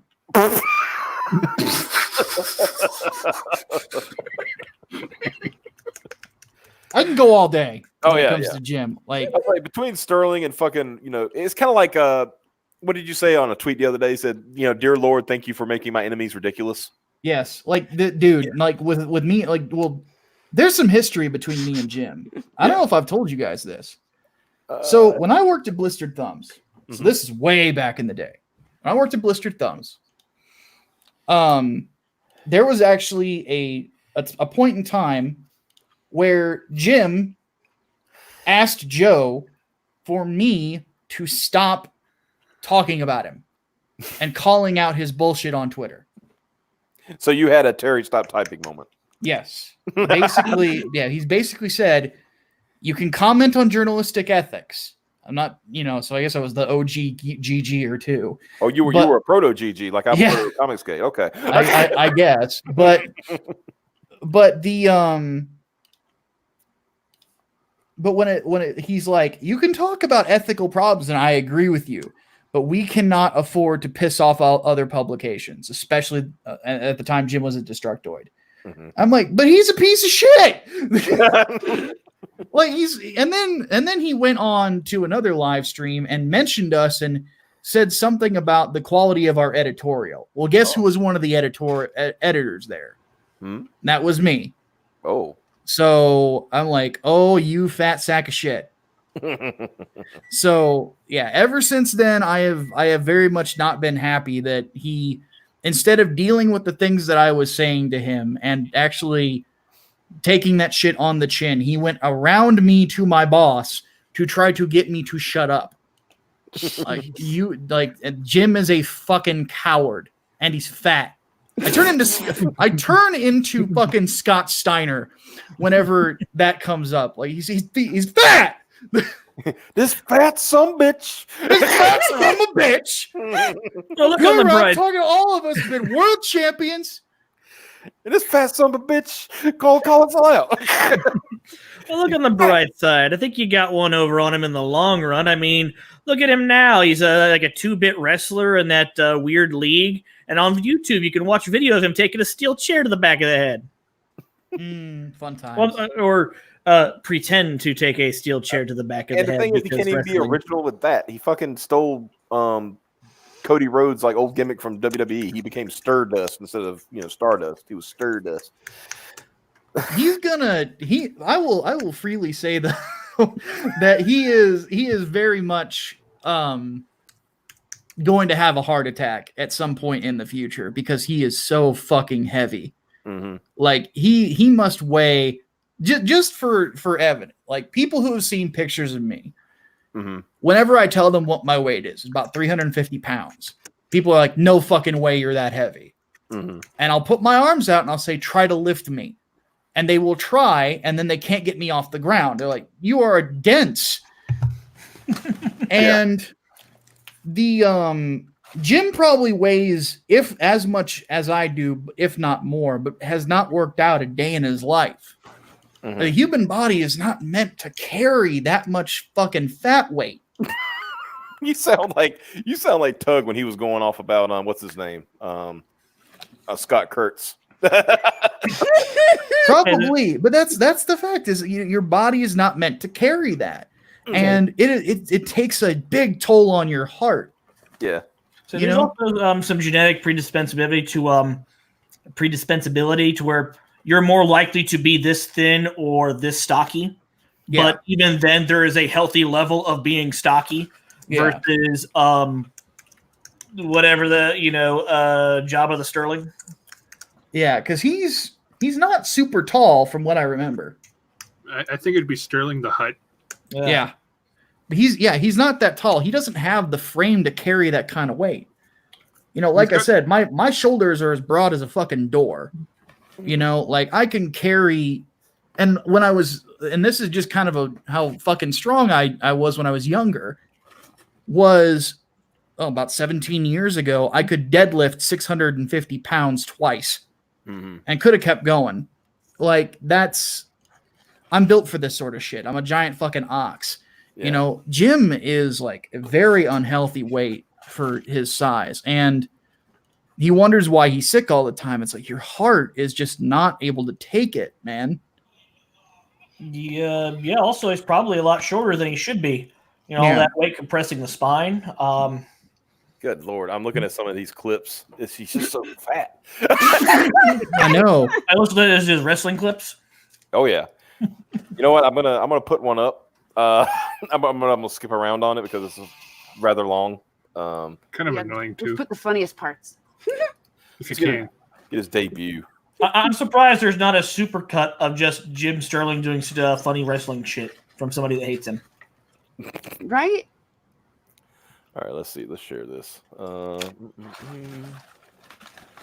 If somebody's willing to fall on that sword for us, your name will live in legends. Mm-hmm. I just once again got to point this out over here. All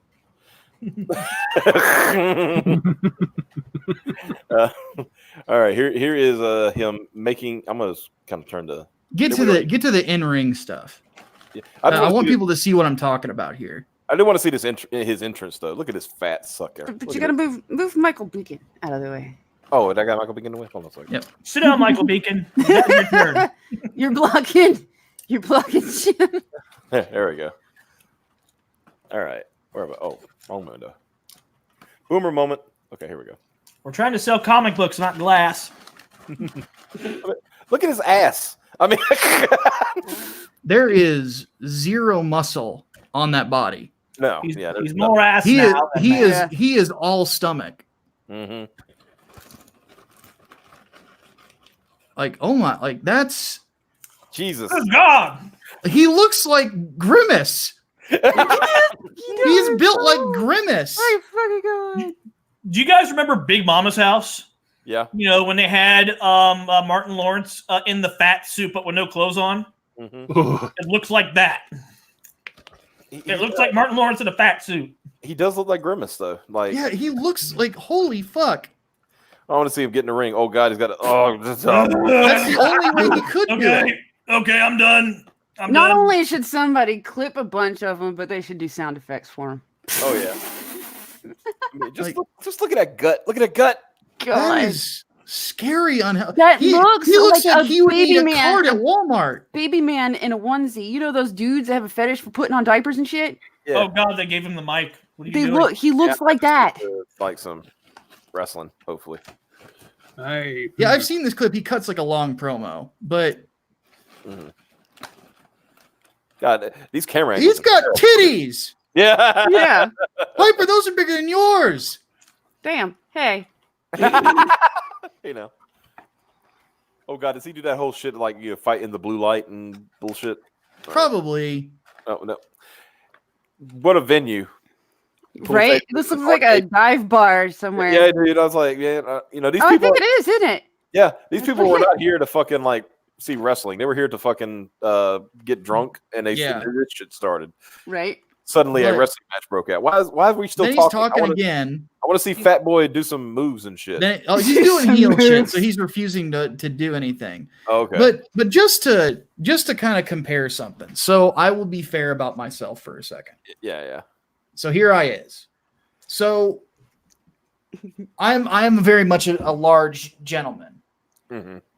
But I'm not trying to be sexy because I'm certainly not. But as you can see, my belly is not going past. This is my butt. This is where my stomach's at. Like, it's not going past that. You know? Run. Like, it's just no. Like, I am. Like I said, Jim probably weighs as much as I do, and he should have had more of an outfit of Big Daddy V or Mabel, back in the day, something that covered up everything. It was kind of baggy. Yeah, it's like he just wow. Like, but the key is there is no muscle on that frame. No, there's at not. all. Oh my Like God. you look at it's that. weird too because he's got like little stick arms hanging off. Like, yeah, like he you looks. can't do nothing with them. I'm looking at this and I'm thinking to myself, like, oh my God, this man is gonna die. Yeah. Like it's gonna happen. Like this is Look at a little. But this also goes to what I was talking about earlier. These two guys that were fighting in the ring, they look like they're genetically predisposed to be a little bit chunkier or a little bit thicker. Yeah. But it looks like they got muscle on them, like they're at least healthy for being stocky guys. Yeah. Jim looks like he wishes they made a supportive undergarment for a man like him. Yeah. Yeah, he is the definition of pear shape. He's breathing heavy. He didn't do anything. Oh, he does. I think that's the second person to say that. looks That he like looks a like Harvey. 60-year-old woman that should be riding a cart around a fucking Walmart. What are you doing? So mad. This is why he could only be a heel character, though, because the heavy breathing he can just play off this. I'm being intimidating. Yeah. Oh, now we got an argument. Like, are they going to fight? This is very distressing. Hold on. Let me zero out of this. If they got anything else here? No. Because at some point in that goofy ass league of theirs, they Jim Sterling had the tag team title with their fucking hemp belt. Yeah, they found one that fit him. Yeah, it's very. All right, let's get They had to make it in a fucking graphene, but they did it. Very. I want to see him cringy. in the ring. That's what I want to see. Okay. They take two defunct belts and put them together. Oh, look at him he's shake. jiggling. He's jiggling. He's jiggling. Oh my god! Woo, look at that blubberfly! Oh god! This is sad. Look at oh my god! Why? Tell him Large Marge sent you. Jesus Christ!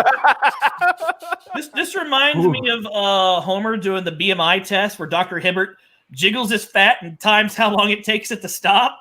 Yeah. 10 I'm sorry, but seconds if that later, were a he's real like, fight, that cancel dude our right there afternoon would fucking appointments. kill him unless he sits on his head. Right. Look, he's just. Oh no! Is it supposed to be that funny? I don't know. Like, is it intentionally this funny? I don't think he knows. I think it is. That I it's think it intentionally is. that I funny. don't think that's the human spear. I think that's the human brick. He's definitely already That's the winded. human beanbag. Like, let's be honest. What? All right. All right. I did two things. Now it's time to get out. Wow. Yeah. I need a rest moment.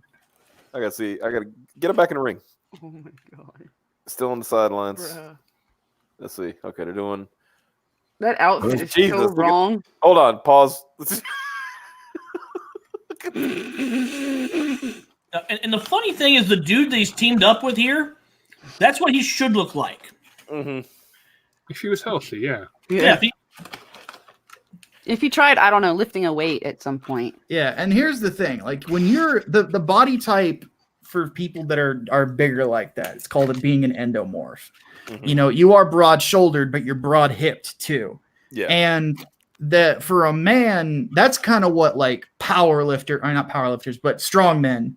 That's their body type. Like Robert Oberst is that kind of guy. The who's another really good Martins Lises is that kind of a build. Mm-hmm. You know, and you can, you know, you're probably never gonna have a six pack, but you can be powerful as shit if you want to. Right. You know, the this sort of thing, like you can't, but you have to exercise. You have to. Yeah. And you got to be careful about the things you eat. You can't have like complex carbs and not work out. Like it's Jim's diet probably mostly consists of pizza, pasta, and very few fruits and way too many bonbons. Like, holy fuck, man. Like and the funny thing about this is I don't, some people can't, you can tell by the tone of my voice. I'm not insulting him at this point. Like I am looking at this. I'm like, this is oh my God. Like this is very, very bad. Like, you know, the difference. Oh my god. Is he serious? Well, he's definitely being heelish, which is fine, but Is he hitting him with a mic? No, with the glove. With the glove. Okay. Yeah. The only difference between Jim here and Boogie, when Boogie was at his biggest, is Jim can still walk. Pretty much. Oh, that and Boogie had the sense to get his stomach stapled. Yeah. But then he blew that out, I think. Yeah. Did he? Yeah. I don't think he blew it out, but he's not following his diet like he should. Oh, yeah, you do have to be on a very specific diet whenever you have gastric bypass. Otherwise, it does like terrible things to your fucking body. Oh, yeah, you will find yourself vomiting a lot. Now we're seeing a connection. My aunt was huge like that. Basically, imagine Jim Sterling in a wig. That was my aunt. Yeah. She had the gastric bypass surgery, and she did none of the shit she was supposed to. So, and I haven't seen her in like 3 or 4 years or since she got this done. She comes up and she's aged like 15 years, and she looks like this angry, tiny old lady. Yeah. Like, who the hell are you? Can I help you? Yeah, you get out of the damn way. Let me in the house. Who the hell are you? I'm your aunt. Bullshit. Really? Oh, right in the. What happened to you? That almost didn't look fake. Almost. Mm-hmm. This is a thing that really happened. I said to my aunt, who looks like an angry little old lady, "What the fuck happened to you? Oh, did you get cursed?" She's in a Stephen King novel. Yeah. One thing I'm going to give Jim credit for here, and Mhm. you will rarely hear me say this, he is playing the role he should be playing in a wrestling match. Yeah. He's been a complete cunt this entire time.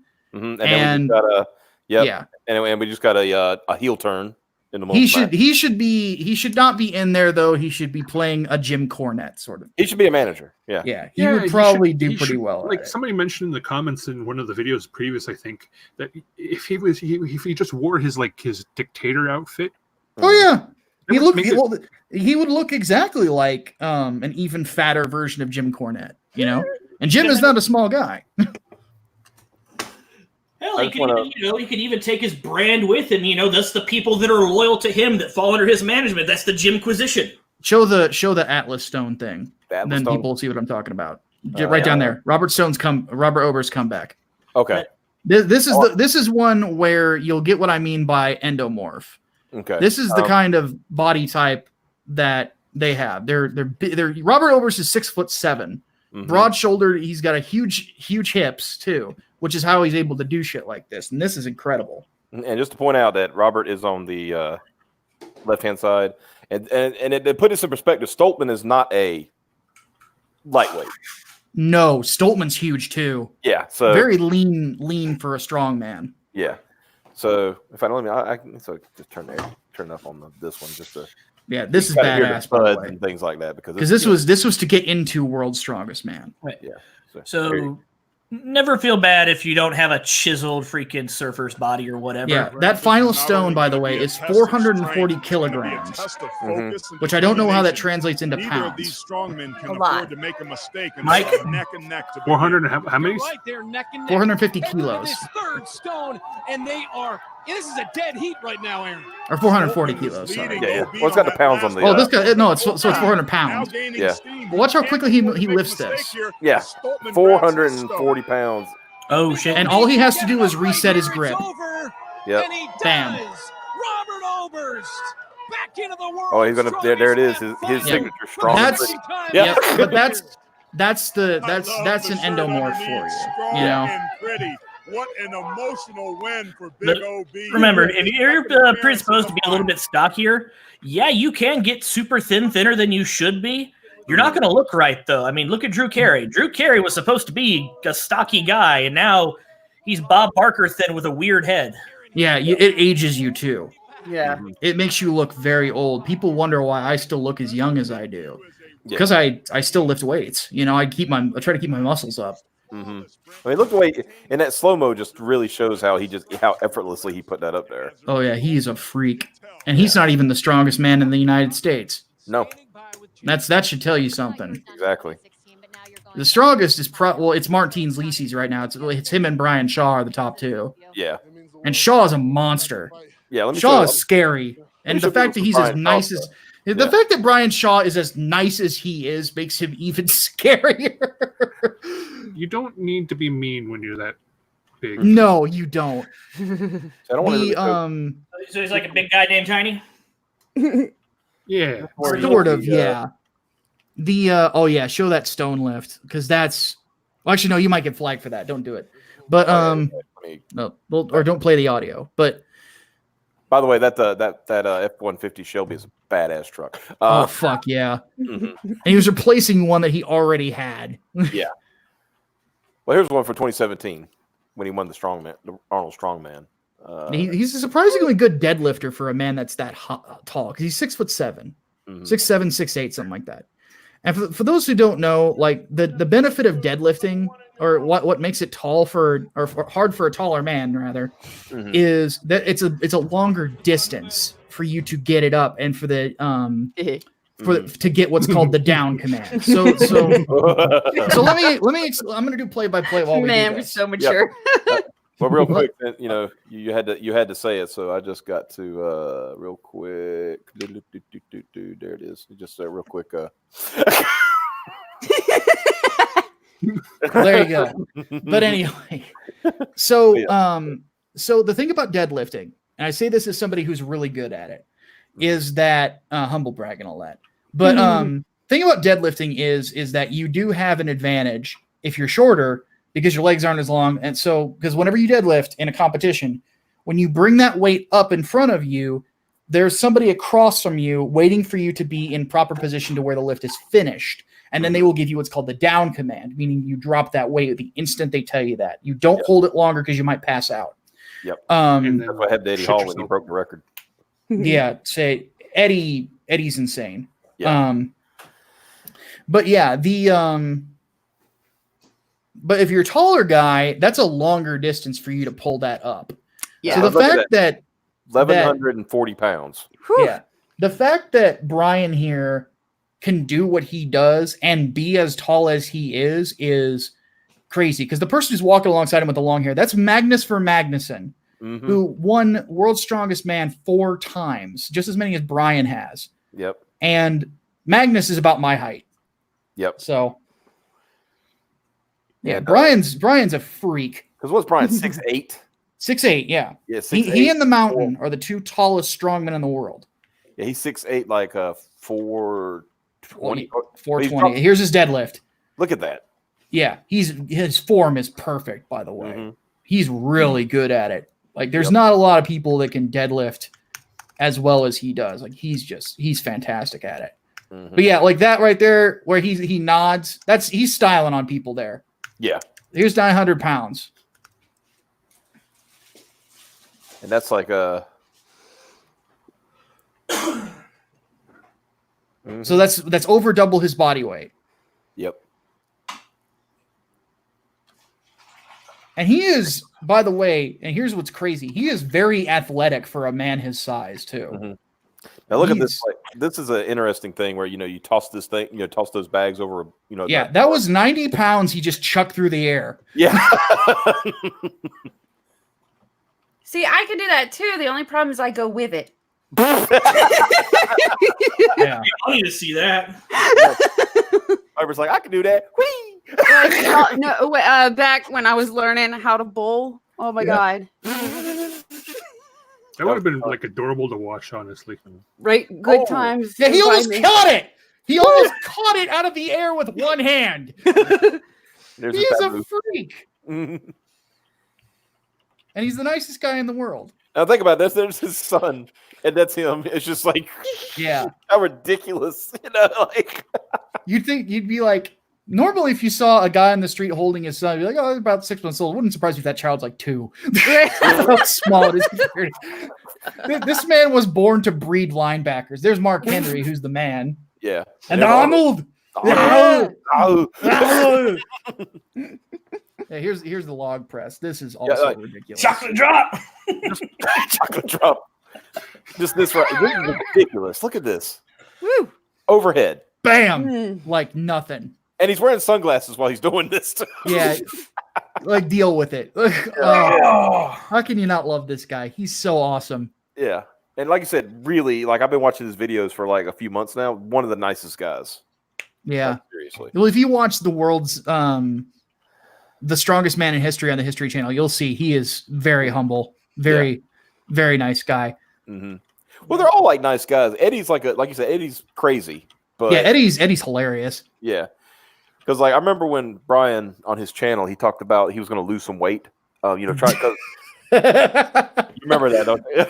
Oh yes, because he said he wanted to lose weight because the way World's Strongest Man is doing it now, it's like speed over strength. Yep. And he said the only way he'll be able to compete is if he can, get a little faster. And he has. I mean, it's a shame he won't be in World's Strongest Man this year because. Why would World's Strongest Man start going speed over strength? Because they were getting worried about people actually hurting themselves. See, there's the mountain, just for comparison. Like we know how big the mountain is. They're about the same size. Yeah. I think Halthor was injured that year. And that's why. This was because Halthor won the year after. Yeah. And he won the World's Strongest Man. Like 2018 was Halthor's year. Because Halthor had been trailing behind Brian for like 4 years, him and Eddie Hall. Right. And then they Brian was the guy to beat for the longest time. Yeah. I mean, 4 times World's Strongest Man is not something to sneeze at. No, there's only about 5 men that have ever done that. Yeah. Magnus for Magnuson is one of them. Mm-hmm. What was that guy's name from the early to mid 80s? I can't think of his name right now.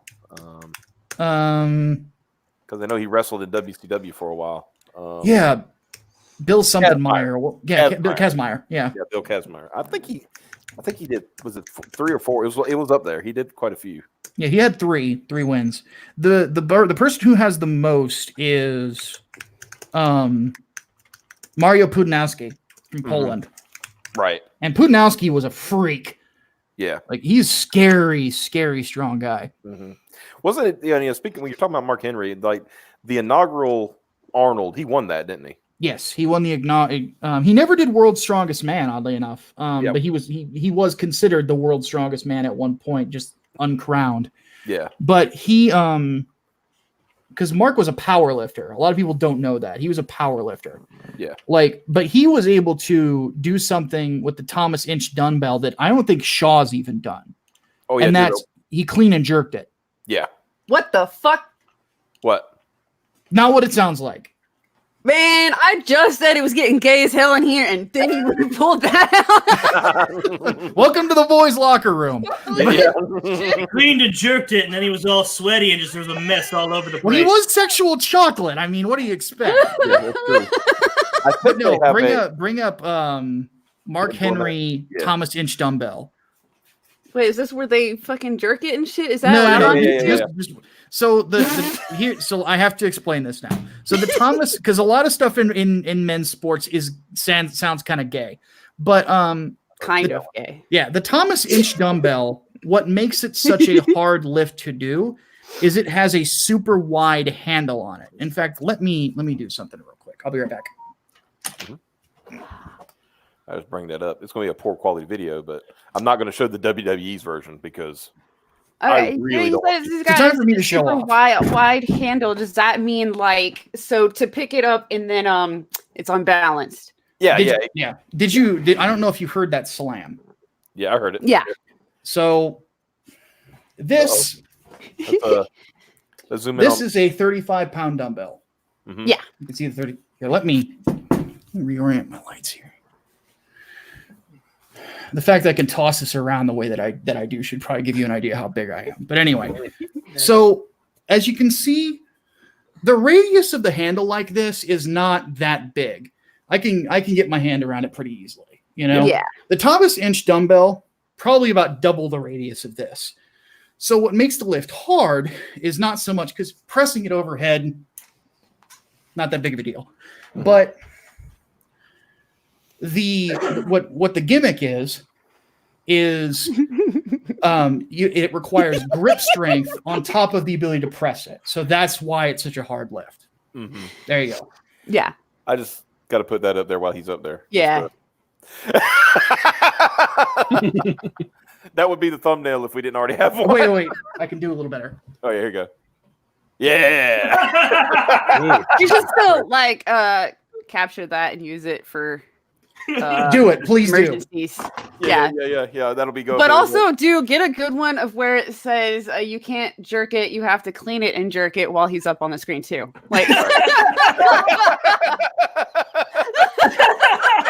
I mean, Make sure he gets copies of these for his own personal use. Yeah. Absolutely. Yeah. All right, that's good. Oh yeah, and then Mr. Johnny Fooey, power. Yeah. Yeah, man. Yeah, as soon as you mentioned handle, I figured I understood why it must be yeah. more difficult than a normal Like I said, one. I apologize for the poor quality of this video because I'm not going to play the WWE's version, which is a lot cleaner. Unfortunately, I don't want to get flagged by the WWE. Yeah. They do take Just channel do me a favor and go into Ethan's chat if you're in here and just say Micah just went on stream and showed how much stronger he is than you. Just to fuck with him, just to see what he does. I'm Oh yeah, curious. hey chat, go do it. Seriously, that would be hilarious. Yeah. Oh yeah, our 34 people going to raid Ethan's chat. Go do it. And then but don't leave. Bring some back with you. Yeah. Don't leave me. Okay, so let's get to this. So yeah, this is, like I said, forgive the poor quality, but this is him getting ready, and there's a lot of that goes into psyching up for doing lifts like this.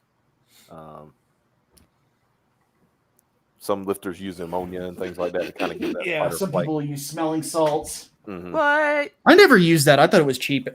Yeah, it's kind of like, okay, look, I wish this dumb idiot's head wasn't in the way. right? Man, look at that dude's ears. Yeah, Mark's about 2 inches taller than me, but same build. Like, he's my hero, man. I love this guy. There it is. But yeah, he gets it up. And by the way, he's in his 50s now. He can still do that. Yeah. Nice. How much does that weigh? It's like 160 pounds.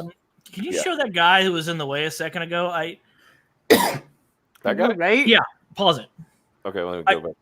I don't know. I don't know why, but it feels like. Does anyone get the feeling you're staring at the back of Hitler's head?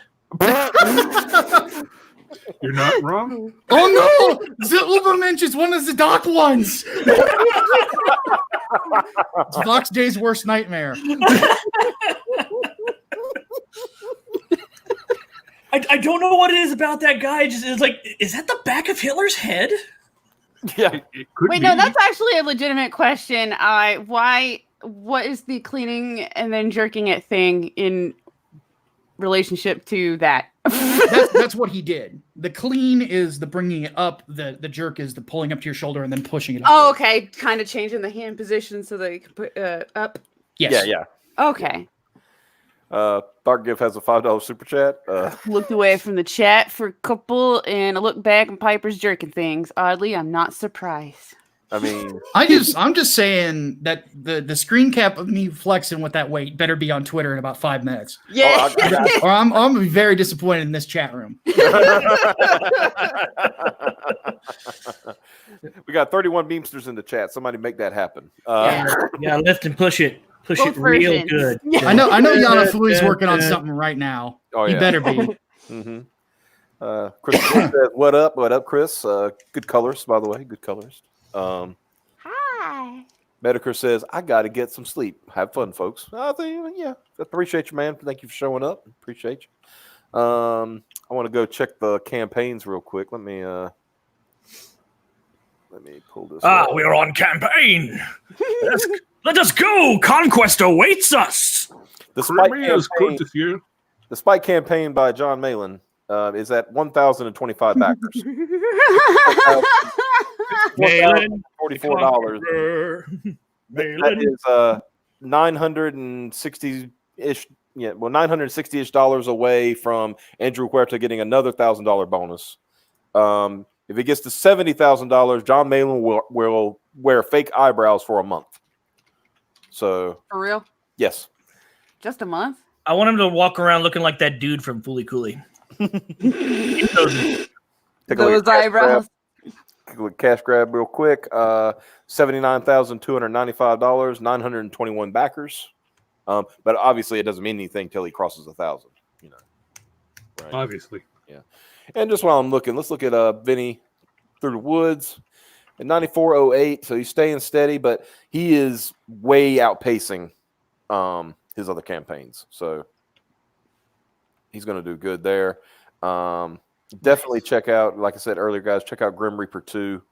They just launched over the weekend. Piper's going to be in that book as a werewolf. Yeah. She finally got one. Finally. Yeah, I It's paid for all it. That's how. Thanks to Optimus, which was funny because then they were telling me they were thanking me for my support. And Optimus was Dude, I paid for it. And I said, okay, make Piper a werewolf because I'm trying to do something nice for Piper, right? And Optimus fucking where the can fuck catch she a is. break, and, then- dude. and they were all like, thank you, Piper, for For your support. for your support. I'm like, Just thank you, Piper, and no one else. Yeah, exactly. Thank you. I think it's weird that we'd be thanking anyone else, but I just want to bring that up that no one else. Yeah. It's like the most awkward award accepted speech. I want to thank my agent and bye. Yeah. Yeah, even better word speech. Just go over there and be like, thanks, peace. I love Hey, it.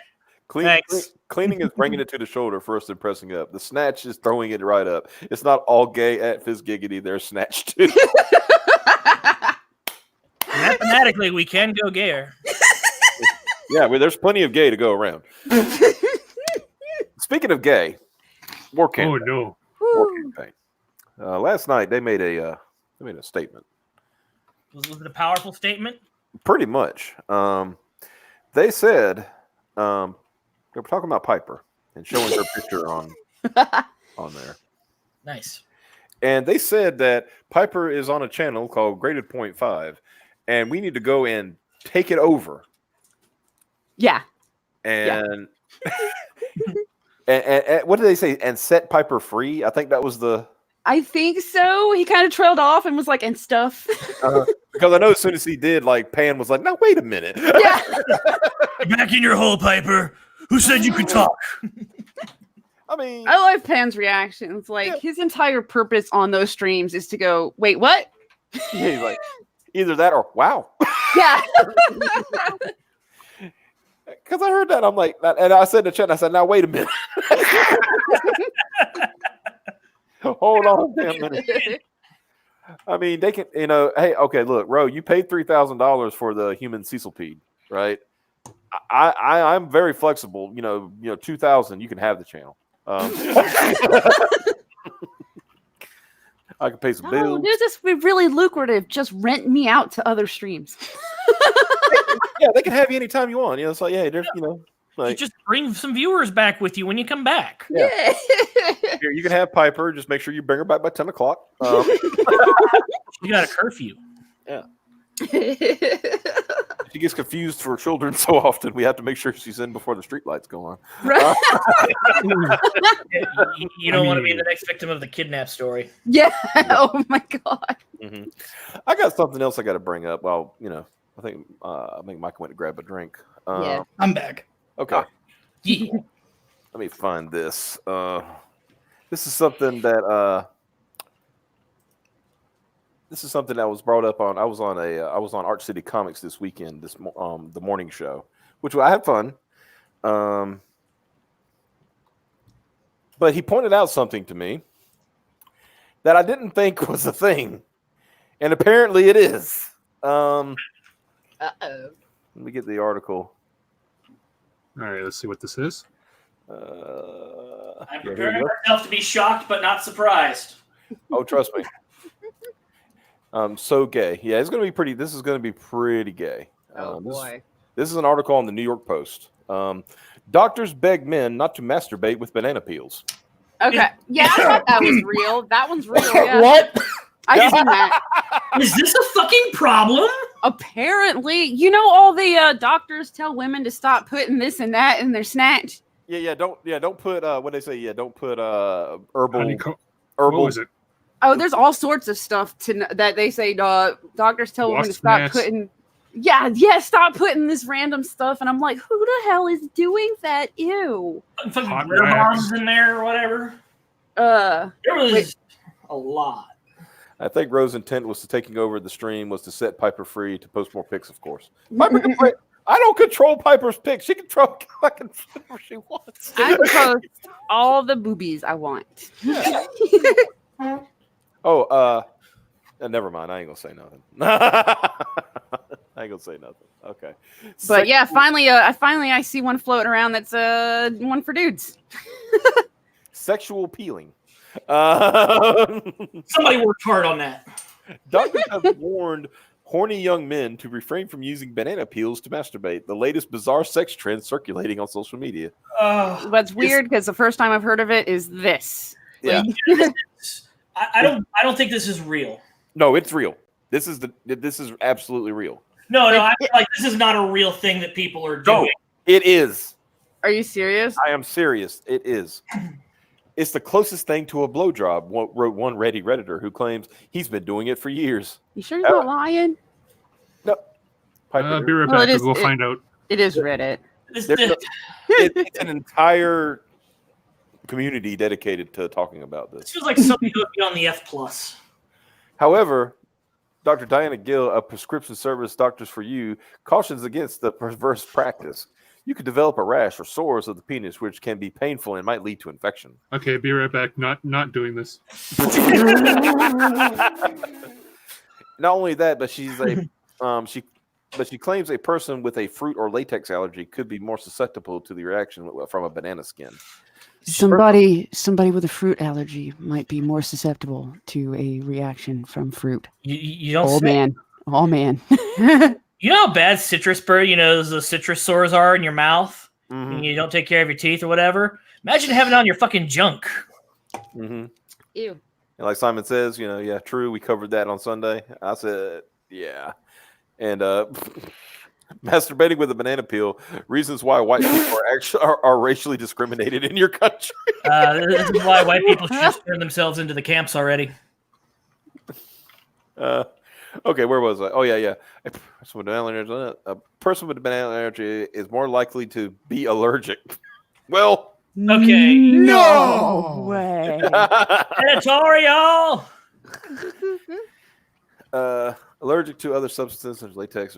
So, if you're allergic to latex condoms, you may be allergic to banana skins. Like, editorial, you promised me you would make this sound good. I ran spell check. You were supposed to rewrite the parts that sounded dumb. I ran spell check. This one I think is fake. Well, boys, that means you can't use the banana skins in place of a condom either if you have a latex allergy. Yeah, which is peculiar. This statement I do believe is fake because it says Gil's not the only naysayer. One Reddit user recounted a harrowing cautionary tale when he used the banana skin to masturbate and allegedly ended up, quote, falling in the mess I made, hit my head on the toilet, and barely lived to tell the tale. That's what I'm saying. I think Reddit is just fucking around, and these people thought it was real because there only seemed to be sourcing Reddit, dude. I'm pointing to the website here. Jackin' World. This exists. Be right back. Subscribing. Let's see. Let me go see Jackin' World. Yeah. The self-proclaimed ultimate male masturbation resource gave the Banana Man 4.5 out of 5 stars with 359 votes cast so far. The site also provides. Now, this is why I know that is real, Piper, because this there's people who've been posting on there since like 2 years ago. So, Banana Man, what the hell is Amazing Atheist doing here? I went to go look at their magazine, and this is from the comic that was in. Oh, so it's different. It just, oh my. I think we lost Mike, guys. And then we never saw him again. The site also provided a tutorial on how to perform the act and even advised warming the peel for added effect. Wow. Commenters seconded these sentiments. I have used the banana skin technique occasionally for many years. I'm now 78, said one banana skin supporter. The bigger the banana, the better. That's what she said. Yeah. They have a sister site called Jill Diddler. No. That's funny because that was going to be one of my questions. Okay, so no, I don't think it actually. No, wait, no. They don't have one. It says Jill Diddler. Are you female, really good at masturbation and write well? If so, you might be Jill Diddler, our female experienced columnist. If you think you'd be a match, please let us know. Include your contact information and 2 relevant writing samples. Coming soon. Oh, hold on a minute. I'm gonna go apply for a job. Jesus Christ. You always break yours though. So I mean, how do you? I will give tips on that. I guess. How to break your It'll be. I have tried all of these toys. Here's how long they lasted, and rate them. What do you think it is? Because speaking of women, banana peels aren't the first unconventional items employed by pleasure seekers. This past November, gynecologists warned women not to masturbate with electric toothbrushes because of it. I remember that one. Okay, so fellas who are listening to this, No, what I need y'all to do or this is on your butthole thing. Well, let me just say this. It's already bad enough that you're going to get weird looks, and the rest of us men are going to get weird looks whenever we buy Vaseline. Now we're going to get weird looks for buying grapefruits and bananas and all this other stuff. There was a point in time where we simply ate such things. Right. Stop fucking that up! Dude, just go to That's jail. okay. Then you know the chicks get the stairs for the cucumber, especially if it's just a lone cucumber. Dude, just go to fucking J-List like a normal person. Find the owner hole that has a picture of the girl that looks closest to your favorite waifu. Buy it for $20. J-List will send it to you, and it'll be listed as a medical device because J-List has your back. And just you know a lot about normal. Of course I do. J-List has my back, dude. Mm-hmm. We are not sponsored by J-List, but hey, you know, if you want to hook a bro up. That was not an advertisement. It was not an advertisement, but it could be if J-List would like to hook us up. Oh God, what did man, that rabbit hole. I just remember one time I'm one of the people who has gotten the weird looks for buying Vaseline. Mm-hmm. Because as you guys know, I have a tattoo. Yes. So I said I was getting the weird look from a lady at Walmart at checkout. So I literally just took the bandage off of my arm and said, I got this 2 days ago. Fuck off. Hey, you guys. Yeah. I freaking Googled doctors warn against pudding, right? Oh, no. Oh, no. And so now I have a nice comprehensive list of all the things that they have had to apparently tell everybody not to put in their vagina. This feels like a branch off of the game that we played where they have erotica. Right? Just a list. Like no pictures. Just a list, no pictures, right? No, the reason I say I have a list is because the list is the search results. Oh, Jesus. Because it puts it in the title for me. Like, okay, so you know what? Save that list for later, and then when we want to play a weird game with somebody, say, have doctors warn women not to put, a wasp's nest in their vaginas. Yeah, that's one of the ones on here. It's on here twice. Yeah. Why do it is on here twice? Toothpaste is up here twice. Oh, for the love of God. Tobacco is up here once. Tobacco? Oh, yeah, come on. Tobacco's on here twice. Parsley's on here once. The electric toothbrush. Yeah, parsley. The toothbrush is on here. Those. Save it. Please. Aww. No more. I'm begging. Can I just? What did it? I've been broken. This is why I tell people when it comes to my life, it's like I'm a libertarian in the streets and I'm conservative in the sheets. Okay, hold the fuck on, because apparently this wasp net shit is fucking popular as hell.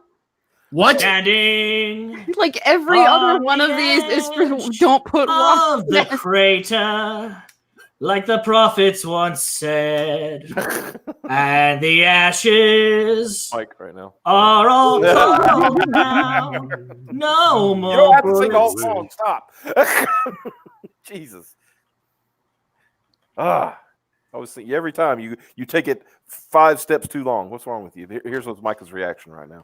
Yeah, that's about accurate. You know, citation needed. Just Google. Doctors warn against pudding. Pudding. Oh, like putting. Yeah, putting. Like, and you know what? The autofill suggested wasp nest only. But no, Xavier, the thing is, you're going to sing that song so well that people think it's the bot will think it's too good, and you're just going to, Also, Mike, stop telling Canadian white women to put wasp nests in their vag. Seriously. No. This is almost as bad as... No, I think this is as bad as the time you told that white girl to fuck that bear. I mean, she did it. That's on her. This is a Praetorian toothbrush, female pigeon. Now, wait, what? If I understand the story correctly, apparently Praetorian was on a voice call with Roe and was trying to get back in with War Campaign. This is before all the other stuff, right? And fucking Roe told him, he looked and he saw, apparently his bathroom was in the background. He said, well, go in your bathroom and get that toothbrush and, shove it up your ass. Wow. And I think from what I understand, he actually did. Don't worry, Mike, I'll do it for you. There you go. What the fuck? For what purpose? That's some Lovecraftian shit right now. Yeah. Horrible entertainment. Wait, here you go. For the love of heaven above. Mike, when you come on the show, I imagine it's like solving the lament configuration from Hellraiser, and fucking Pinhead shows up. We have such sights to show you. I'd be like, bitch, I've been on the internet. You ain't got shit. And then we're here. And then all of a sudden, my hubris. Mike, confirm this. Let's see. Oh, for the love of Pete. Mm-hmm. Mike, is that true? I've gotten at least one or two. No, they're wondering why a giant native would be buying it. Don't you just go out in the woods and get this? Yeah, don't you just crack off a branch and just take it straight from the tree? Don't you drizzle it over your pancakes right from nature? Come on. What's wrong with you? This is for the tourists. Get out of here. For a good time, go fuck that bear. I've always been one of those guys where I just think to myself, it's like, how does it get so, sex gets so boring that you have to incorporate all of this crap? White girl started it. Yeah, Piper. Oh, God damn it. What the hell? No, some of these too, the reasons behind these, don't stick this in your junk. Mm-hmm. For the girls, it's not about it's not about getting off. Why they keep putting this shit in there? They're trying to make themselves cleaner. I think it's holistic tighter. or something. It's weird. Except maybe the toothbrush. The toothbrush is definitely. Yeah, let's say that vibrates. There's no. Yeah, the toothbrush was definitely. They're full. They're kind of like they're the at that point you're just too lazy to buy a Hitachi wand. Yeah. Yeah. At what point though do you just fucking take shit away from this? Like you can't be trusted to have this anymore. Let's see. What's Michael B? I know which one you're laughing at. I'll show you. Feminism has women thinking they have got to do extreme lengths to avoid assault. Aha! You thought you had me. Surprise, gashwap. Oddly enough, there is a boss in Resident Evil 7 that does something similar. Oh, that lady, yeah. The pain. Oh, she's not the pain. No, I have sights to show you. 2 girls, 1 cup for starter. Okay, now I need fan art of me grabbing Pinhead by the back of the head and showing him the internet. You're going to show him horrors that he's never could comprehend. I see. I solved your box. Would you like to solve mine? I really like this Roxham one too. That one? Yeah. Really avoid food with sex, but olive oil is for more than cooking. I'm not 100% sure what the first bit means, but I think I get the sentiment of the second. Bring it to a simmer. Micah, no. This is where you combine your memes and.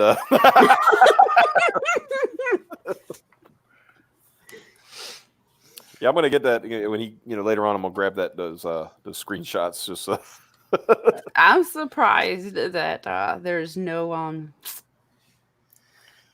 right, you guys have a fun night. I gotta jet out early. Okay, yeah, we were getting ready to hang it up tonight. Yeah, I was gonna say I gotta go. I don't know why it just came up in my mind. It's like at one point I got into an argument with a furry over things along these lines, and I said I said it's like, so here's the question. Why do you think I wouldn't think that this is weird? And he goes through some spiel about inner spirit animal and a bullshit. I'm like no, dude, think about this for a second. You cannot get someone off or you cannot get off if they're not wearing a fursuit. Either you are fucked in the head or you suck at it. Just saying. Just remember, not all furries. Oh, you're gonna. I thought yiffing was a qualification. No, it's not. No, I thought that too. That's still fucking weird. Yeah, no, it is a super subset that the other furries don't like because everybody thinks all furries are like that. But I mean, they freaking, and then they say they hate going to conventions because there's always somewhere where they're all freaking doing that. They got a CSI episode made about him. This CSI might have been Law and Order. Pretty sure it was CSI. What? Probably CSI. Because it started off with one of them, being shot in the freaking highway and being left for dead. And then the cast has to track down a freaking furry convention and underground yiff parties. Yeah. Oh my god. Uh-oh. That's why. Yeah, I just seen that. What happened now? What did they say? They reported cash grab and then posted what they got back. Now remember, this is Preston. We're talking. What did they get back? Is the question. Yeah, that's look into it.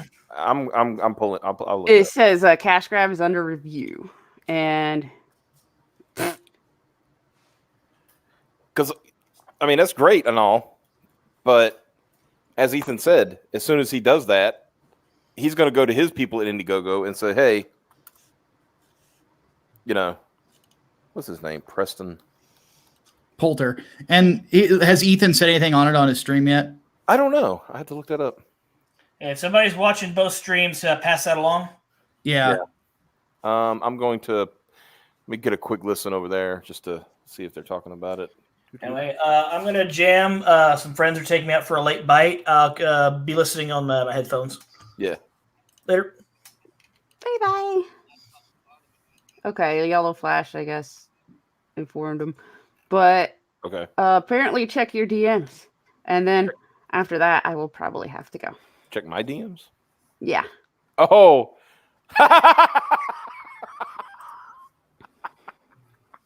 Yeah, Preston proudly, I think, admitted to it from the looks of it. How do I? Okay, I'll full screen this. Hold on a minute. Let me share my screen. Yanafui was working, Micah, by the way. Oh? Yeah. Come on. Share screen. This is one of those entire jobbies.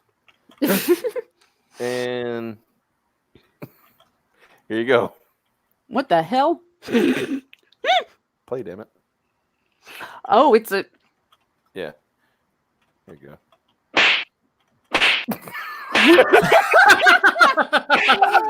You cannot stop me.